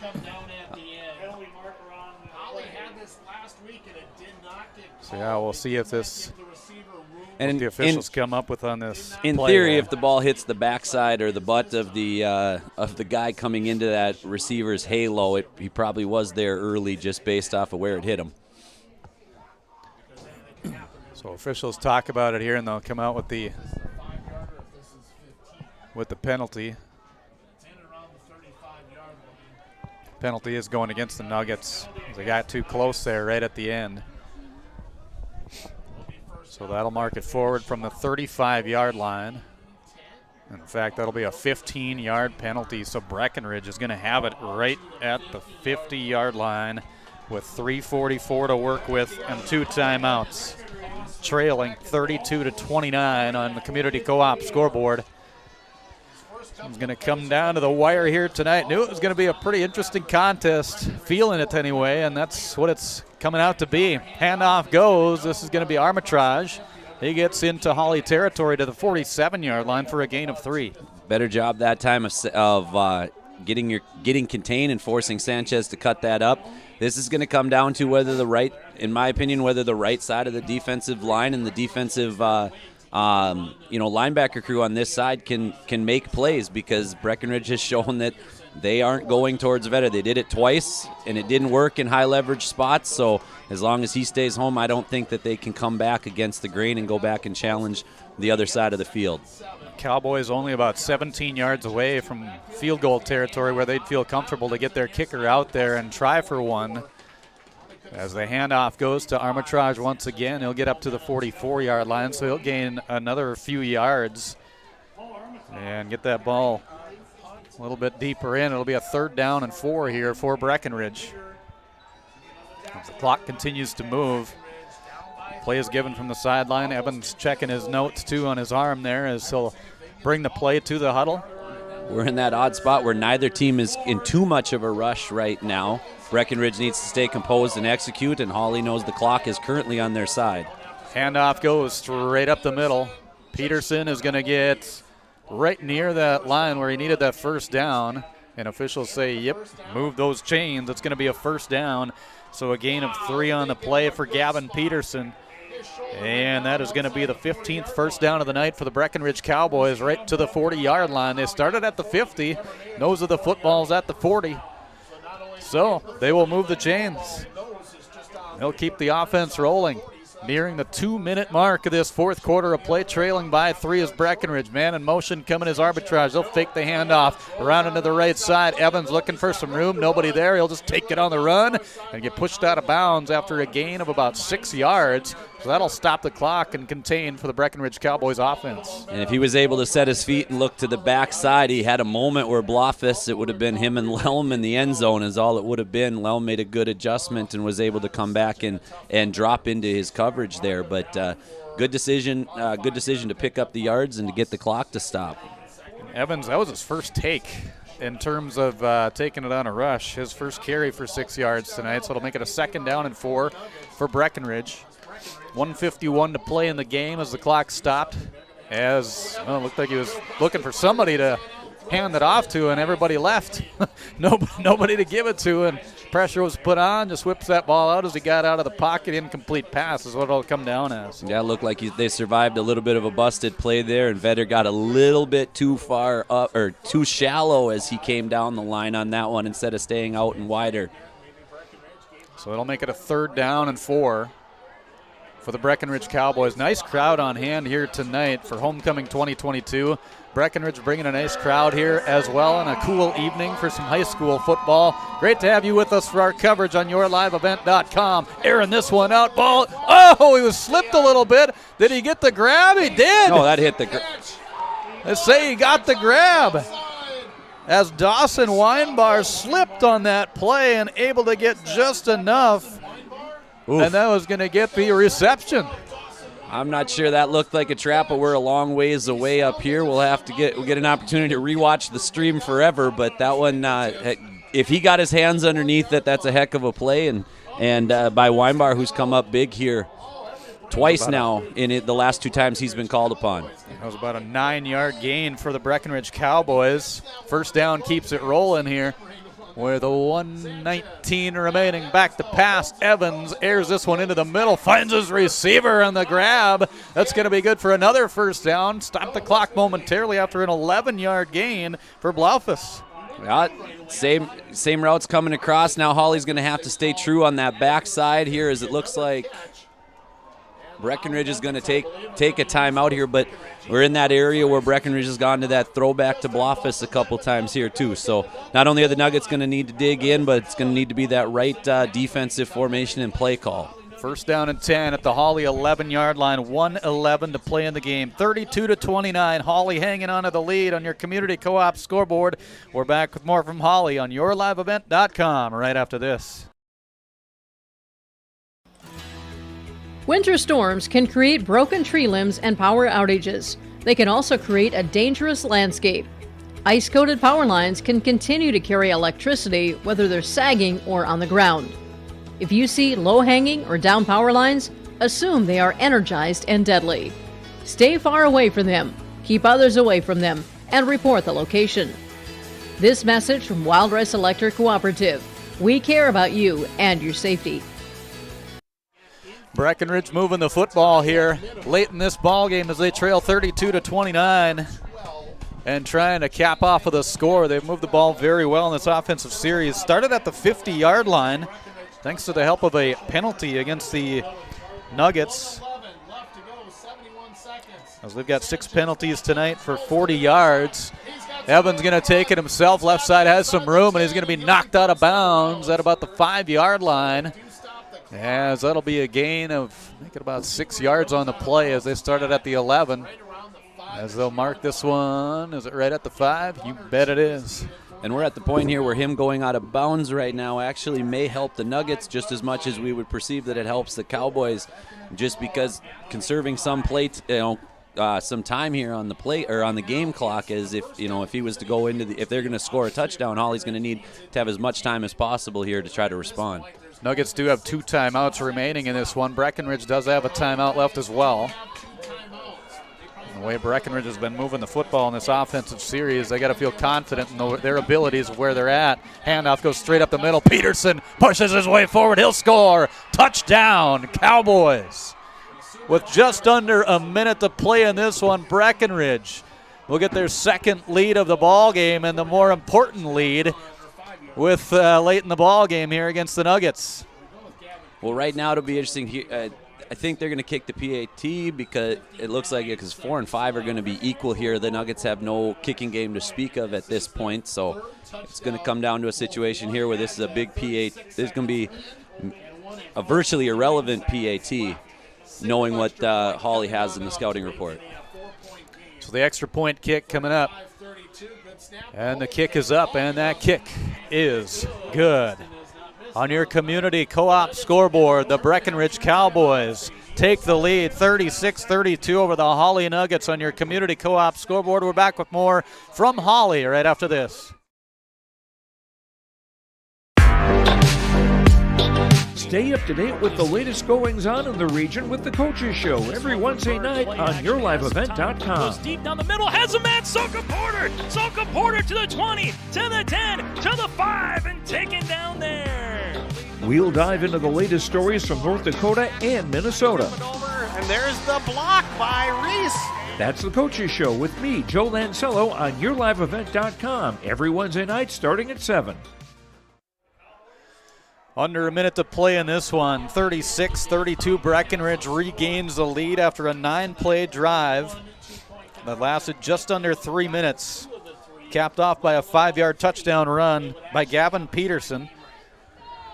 As Peterson getting his second touchdown of the night, had a 7-yarder earlier on in this half back in the third quarter.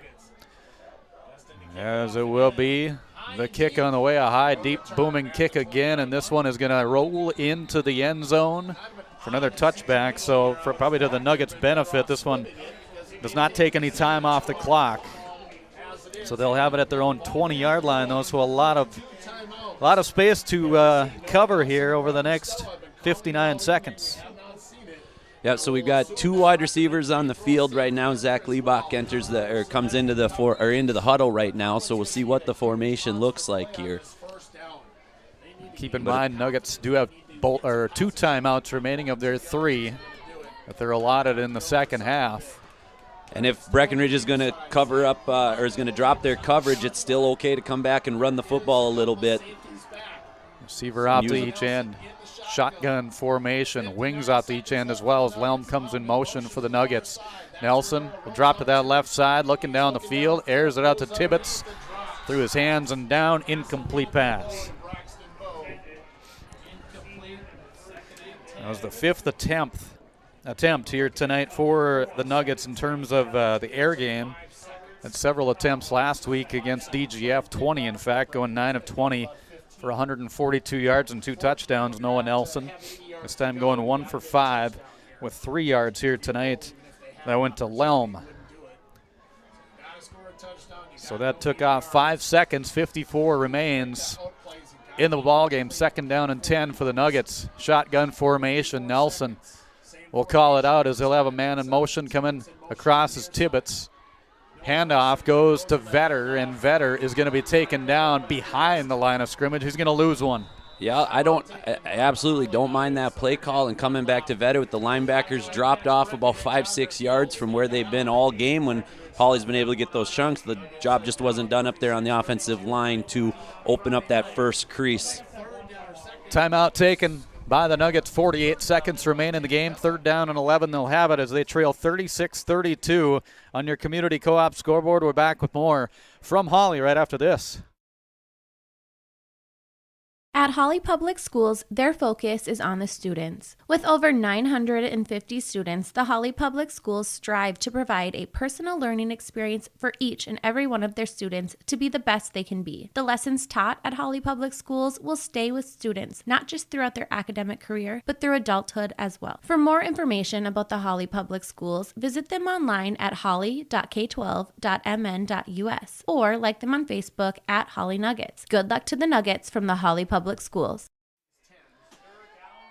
Nuggets will come out of the huddle here in this timeout. They do have 1 remaining. 48 seconds to work with to go 81 yards. Back to pass. Nelson.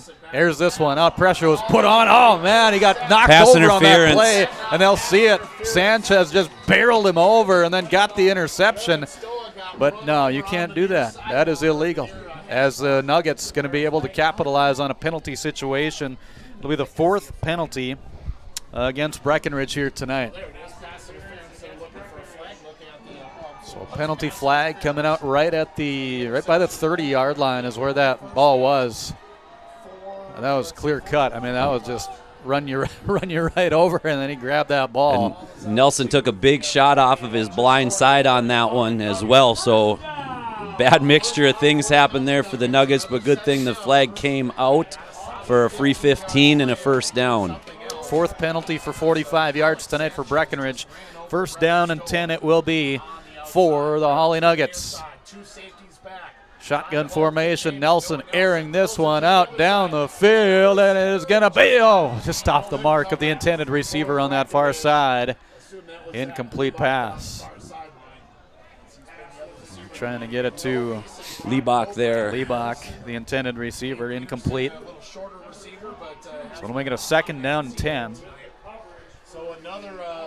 As they get refresh the downs anyway on that pass interference call. Ball's placed at the 34-yard line right now here for the Nuggets. Receivers off to each end, wing off to each end as well, with Vetter standing right next to his quarterback, Noah Nelson. He'll bark it out to get the snap.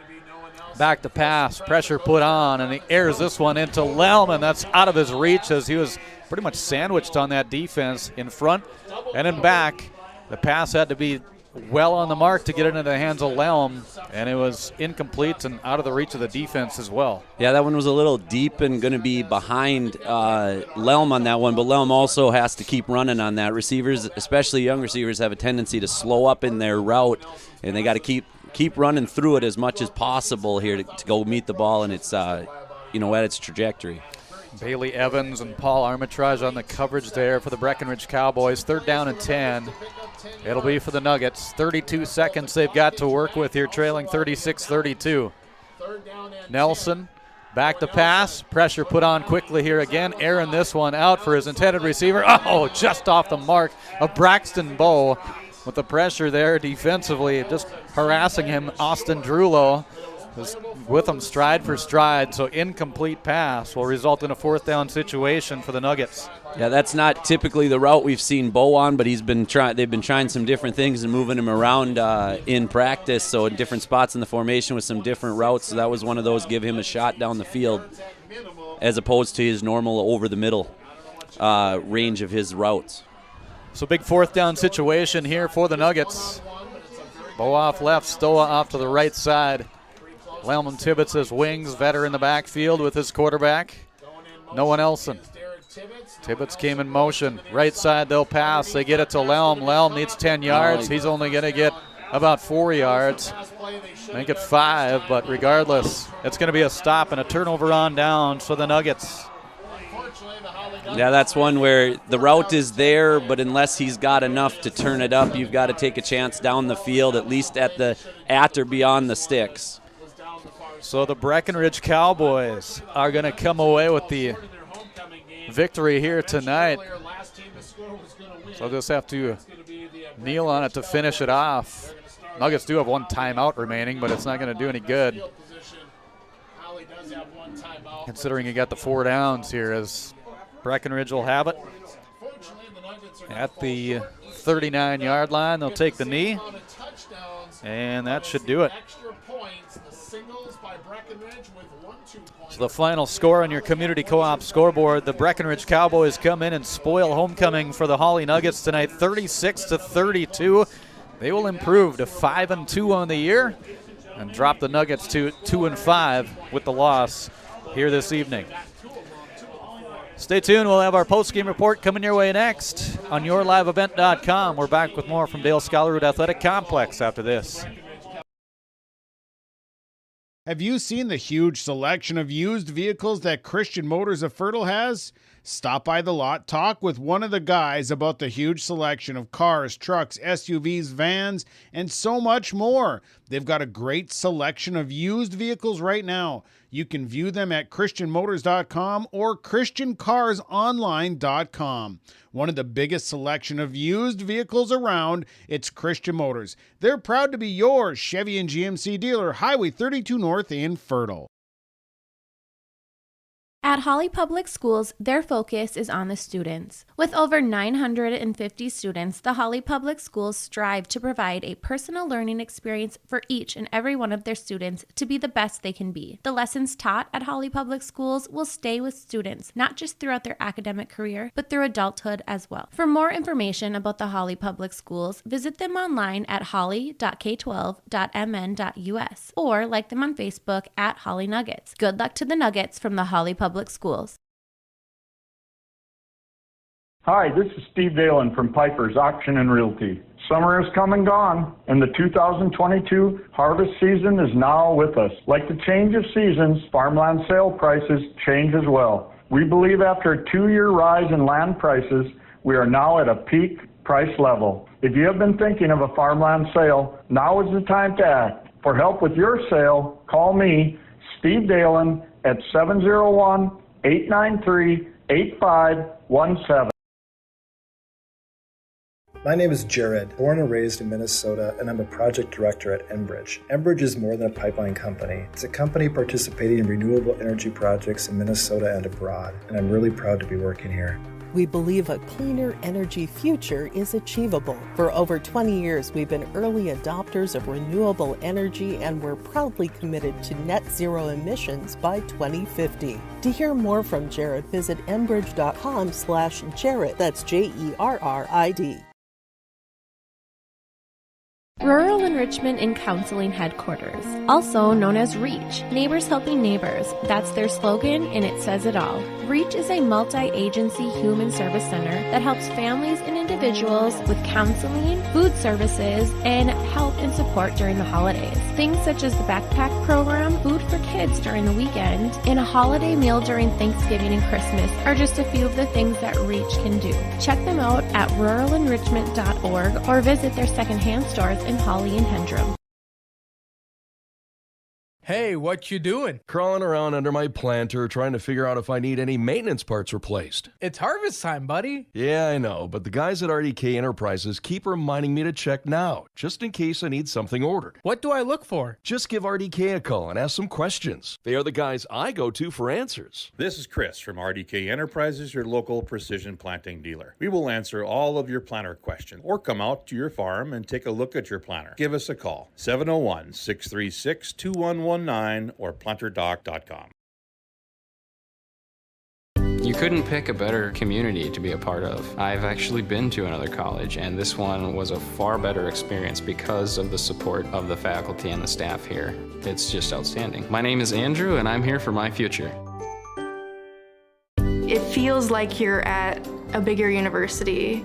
Right now I won't have any debt, and I might even gain a little extra money through scholarships. There's so many job opportunities. My name is Emily, and I'm here for my future. At Hawley Public Schools, their focus is on the students. With over 950 students, the Hawley Public Schools strive to provide a personal learning experience for each and every one of their students to be the best they can be. The lessons taught at Hawley Public Schools will stay with students, not just throughout their academic career, but through adulthood as well. For more information about the Hawley Public Schools, visit them online at hawley.k12.mn.us or like them on Facebook at Hawley Nuggets. Good luck to the Nuggets from the Hawley Public Schools. You may read articles that attempt to predict market conditions and returns, but these are impossible to predict. At Bighorn Financial Services, we work hard to educate our clients during the retirement planning process while providing you with a customized strategy that aims to suit your needs. We work hard to give you the confidence you need as you look to the future. Now is a great time to review your accounts, and we'd love to help you along the way. Call me, Kurt Fillion at Bighorn, to set up an appointment. 218-444-8894. Securities offered through LPL Financial, member FINRA and SIPC. Don't let concerns about shifts in the market disrupt your long-term financial goals. Hi, I'm Tony Dalen, an Edward Jones financial advisor. Let's work together on an investment strategy for long-term results. While you can't control market volatility, you can control your financial future. Start by giving me a call at 701-893-5648. I'm Tony Dalen, an Edward Jones financial advisor. 701-893-5648. Edward Jones, member SIPC. Well, final score here tonight in homecoming 2022 for the Hawley Nuggets. They come up short against the Breckenridge Cowboys 36-32 in an entertaining contest between these two teams. And just overall a very balanced night in terms of the offense between both sides, Breckenridge and the Hawley Nuggets. As we look at the stats here, as it was Derek Tibbetts who ended up king here for the Hawley Nuggets tonight. That was crowned at halftime that you saw here on yourliveevent.com. He ended up with a nice night along with John Vetter. Johnny led the way with 16 carries, 167 yards, and 3 touchdowns. 11 carries for Derek Tibbetts, 135 yards here tonight. Levi Lelm, the sophomore, with 10 carries for 42 yards, and Noah Nelson with a couple carries for 5 yards. They had 39 carries for 349 yards on the ground. They had 356 yards total offense, getting 7 passing yards, going 2 of 8 from the air for Noah Nelson tonight. Lelm had both of those catches, a 3-yarder and a 4-yarder here this evening in the loss for the Hawley Nuggets. As for the Breckenridge Cowboys, their leading rusher on the year, Cam Nito, he ended up injured in that first half. Had 5 carries, 17 yards total in the game, and then he left and did not come back. But boy, they had some good athletes that stepped in there and took the reins. A couple of them, Gavin Peterson and Alex Sanchez. Sanchez led the way, 14 carries, 81 yards, and 2 touchdowns. Right behind him, though, Gavin Peterson, 16 carries, 76 yards and 2 touchdowns. 13 carries for Paul Armitage, the sophomore, with 42 yards. A couple carries for Bailey Evans for 12 yards here tonight, too. They had 50 carries total on the ground, 211 yards of offense. They had 299 yards total as they had 88 in the air. Going 8 for 13 was Bailey Evans here this evening with a touchdown. The grab was done by number 40, Landon Blaufus, a senior member of this team. He had 4 of the 8 receptions, in fact, here tonight for Breckenridge in the victory, 36-32. So overall, it just seems like different guys stepped up at different opportunities for Breckenridge, especially when they needed it most, Nathan, late in this ball game. And it was tough to decide which way are they going to go. How are they going to make things happen, whether it's on the ground or whether it's passing. They did a nice job of mixing that up in that second half. Yeah, especially in the second half. And, we look at, Breckenridge did a good job of, exposing and taking advantage of what they had working for them, which was their left side of their offensive line against our right side. They didn't find any success all night long going at Vetter on the left side of our line, so they came back and just continued to pound it to the other side. And then when they went to throw the ball, they were very successful in throwing it. Those couple throwbacks where they executed it with Blaufus, and then the 2-point conversion to a wine bar was big and was an easy pitch and catch, but it was a good route and a good ball. And the next step in the progression for the Hawley defense is going to be shoring up that pass coverage, because that was a big spot for them. I mean, you're going to give up some yards on the ground at times and in chunks against teams, because that's usually the focus of high school football. But being able to read and react to when teams drop back and coverage responsibilities is probably the next step here within the next 2 weeks of next 2 guaranteed weeks that they have, and hopefully more. The impressive thing, too, looking at the stats here and looking at all the drives, I mean, there was a lot of double-figure play drives, meaning 10 plays or more per drive. I mean, both teams had it. They had some very nice sustained drives here this evening, really worked the clock, really worked their offense in terms of what was going, especially at that time, whether it was the power running game, trying to get it in the air. Obviously not a whole lot of passing here tonight for the Hawley Nuggets, but that running game was working so well. Why go away from it? Because you're doing such good things. Well, yeah, absolutely shouldn't go away from it. And the way Breckenridge chose to defend was to put 10 guys basically in the box, and then just have Sanchez, who at 6'3" is the one that can match Stoa's size out there, and he's got him athletically. But that still was, we were slashing and gashing those 10 guys in the box. So, yeah, why would you go away from that? It just came down to a couple stops late. And let's face it, if that fumble gets recovered, where Breckenridge did a great job hitting the pop pass, and Lelm did a great job of keeping the motor running and chasing it and forcing the fumble, if that fumble gets recovered, game, set, match. Exactly. But unfortunately, ball bounced in a weird way, and whatever took place and whatever happened, and that was a big shift in the game, obviously. I mean, that's an understatement to say that's the play of the game, because that changed the complete tides and brought this back to a ball game. Absolutely. It turned into a big play at the moment for the Breckenridge Cowboys, getting it down the field, and then looked like it was going to be a big play for the Nuggets on a turnover. Neither team had a turnover here tonight. Penalty situation was pretty even.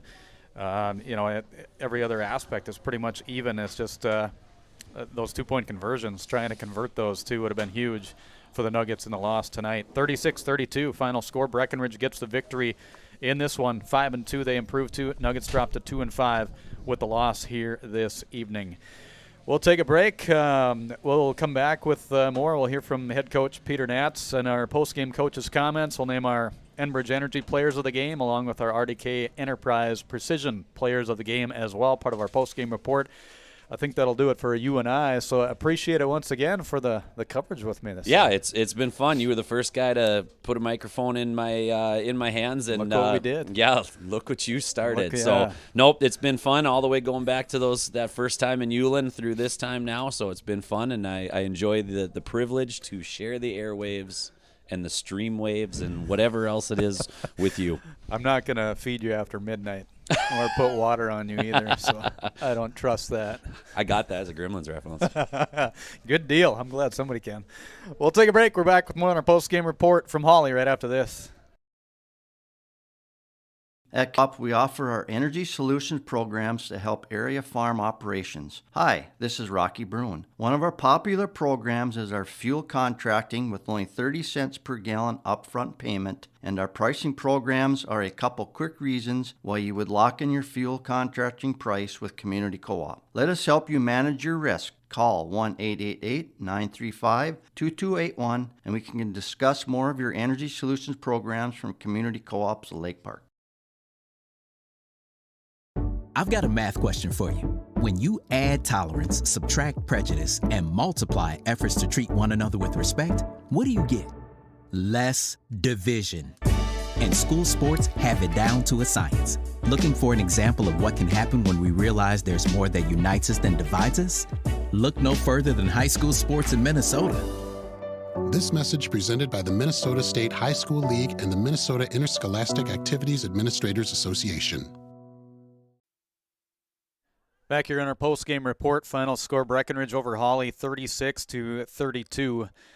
Post-game coaches' comments. Peter Natz, head coach of the Nuggets, joining us here after the loss on Friday night in a battle with the Breckenridge Cowboys, and back and forth we went, and some great things that happened throughout the game and others where you wish you could probably have it back. But your comments following this one here tonight, Coach. Yeah, this is tough on a lot of different levels for a lot of different reasons. But we played hard. There were some glimmers and there were some really nice drives. Some nice things happened. At the end of the game, we were playing like we were behind and scrambling, and really instead of just getting after it and grinding it out on that second to last drive where we didn't get a first down. And this is a tough one to swallow. And we didn't get better this week, and that goes on directly on me, and then it filters through the staff then to the kids. But we didn't do a good enough job this week of getting our kids ready. As far as a game like this goes, I mean, it seemed like in the early part you were seeing some good things. What did you see as far as positive aspects out of the team, especially right away? Oh, we were playing well defensively. We weren't tackling well. Very few tackles tonight started below the waist. But the things that went well, Johnny Vetter ran hard. He had some huge plays throughout the game. And defensively, he was dominant and did a great job there. They decided they just couldn't run to him, and they even tried after they knew they couldn't. And he had a big play over here down to the right side and big stop, and we piled them up, and we just a bad bounce on the ball on that pass that we jacked the kid and knocked the ball loose, and it scrambles for 25 yards after the ball's on the ground, and we got two guys there, and we can't get on the ball. That's just one of those stupid things, football things that happen. And then down here on that pass where we thought the ball hit the ground, and then there was two thumps. We thought it was off the ground, and then on his chest. He said it was off of his hands and then his chest. But it doesn't come down to two plays either. Yeah, the football game is a long drawn out process, and our pencil ran out of lead for a while. Yeah, and it's one of those things too. Unfortunately, if you haven't been around the game or you just watch in terms of a play here, a play there, especially late in the game, that's what a lot of people remember are those moments where you don't realize what, leading up to it. It's one of the things my old coach used to say is we should never be in that situation where you have to worry about one play that you're going to remember during that game. Yeah, and those are the big plays that really stand out. And then when you get a couple of them or so, and then you start to become that donkey on Winnie the Pooh, Eeyore, and then you're just feeling sorry for yourself. Yeah. And we didn't have great body language tonight. We didn't stress that enough this week in practice or lead up into today. And, the kids win the football games, and it's the coaching staffs that lose them. It's not the kids. It's a combination of all sorts of things. And tonight we didn't have our kids ready to go. We were ready soon enough, but we didn't maintain that. Didn't maintain the readiness and the focus and the drive. I know Breckenridge coming into this game, their running back Cam Nito, who obviously had done a lot of great things leading up to this game with an injury situation. Unfortunate for any player that has to go through that. But, boy, they had some guys step up in some crucial points too, and they're a hard-hitting team. They're a physical football team, Breckenridge. They are. We knew they were going to bring the whole kit and caboodle today, and they did. And we knew we had to play as well as we did last week to be in the game. We were in it, but we needed to play better to win, and we didn't do that. As far as coming out of this game now, a very short time frame because you got the MEA week next week, and you've got section opponent Barnesville. You'll be on the road to finish off the regular season there, so obviously it doesn't get any easier with a very, very quality opponent in Barnesville. But short time frame to get set. How do you prepare in terms of that, especially coming off a game like this? Strap it up and get on it. We got to have a ton of team scheme on Monday and Tuesday. We don't have time to watch a lot of film. We got to do that over the weekend, and we just got to get a lot of reps and try to come up with a plan that's going to slow them down and get in their way, and then we got to play better. Injury situation, everybody healthy for you guys coming out of this one? Who knows? We'll find out after a while. And so many kids coming in and out all the time, and sometimes it's they think they're hurt or they think they're injured and they're just banged up and whatnot. We'll have to take a reading and see what Greg finds out in the locker room and training room tonight and get after it. Sounds good. Appreciate the time, and best of luck to you guys in that last regular season game on Wednesday. All right, let's go get them. All right. Thanks. Peter Natz, head coach of the Hawley Nuggets, joining us here after the loss on Friday night to the Breckenridge Cowboys, 36-32. We'll take a quick break. We'll come back with more to finish up our post-game report after this. Thunder Seed has over 4 generations of experience in the field. Through innovation, technology, and hard work, we put farmers first by providing high-quality products. We pride ourselves on developing quality soybean, corn, wheat, and corn silage seed for dealers and growers across our region. We are invested in being your partner throughout the full cycle of your harvest. Thunder Seed, first in the field, family-owned, and farmers first.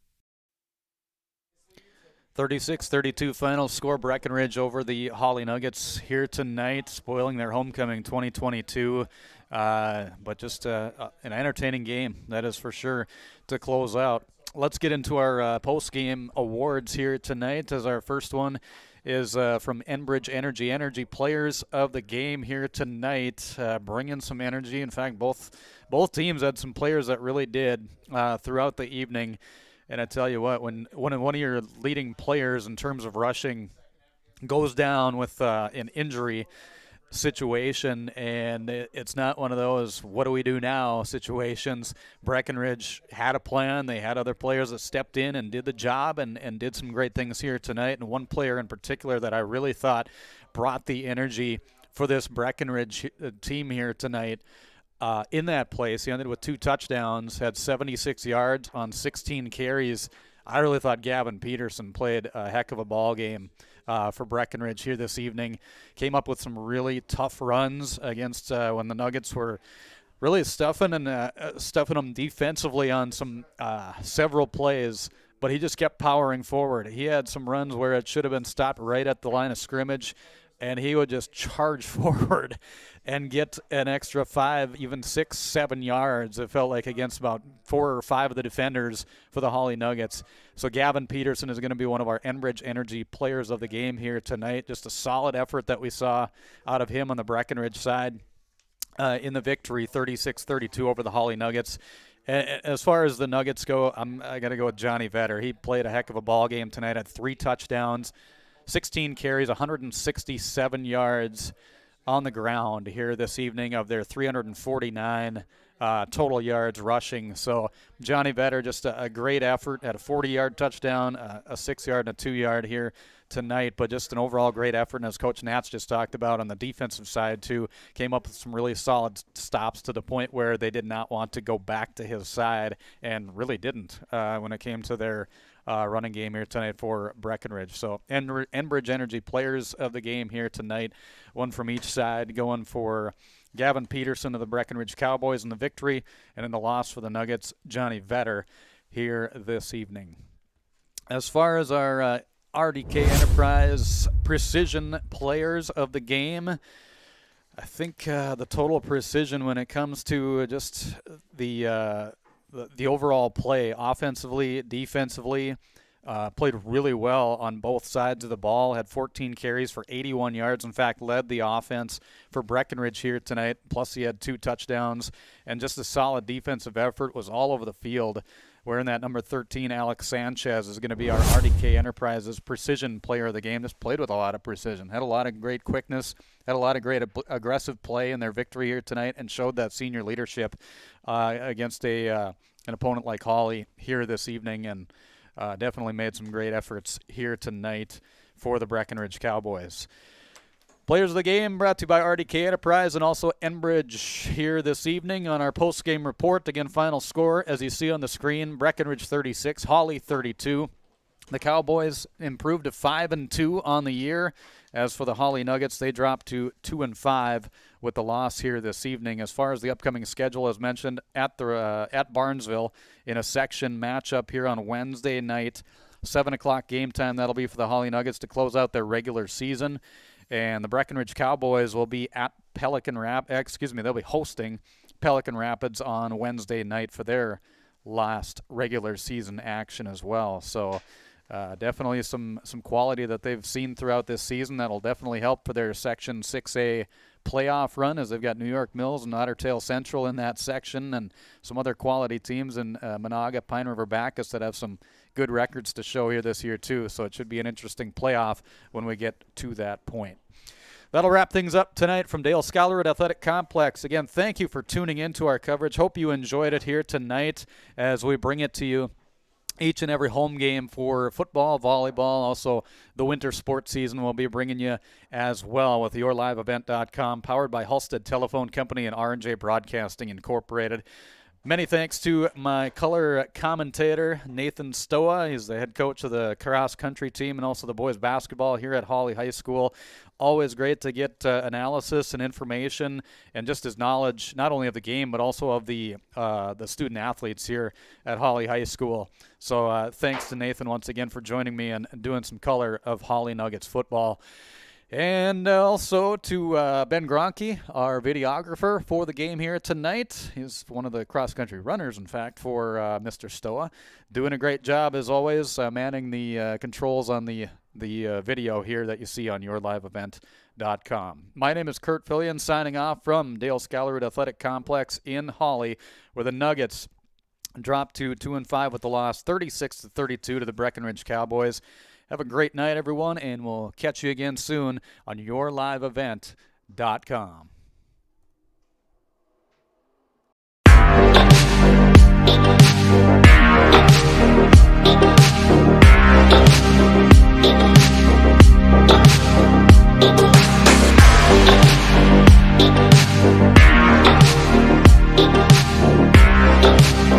Thank you.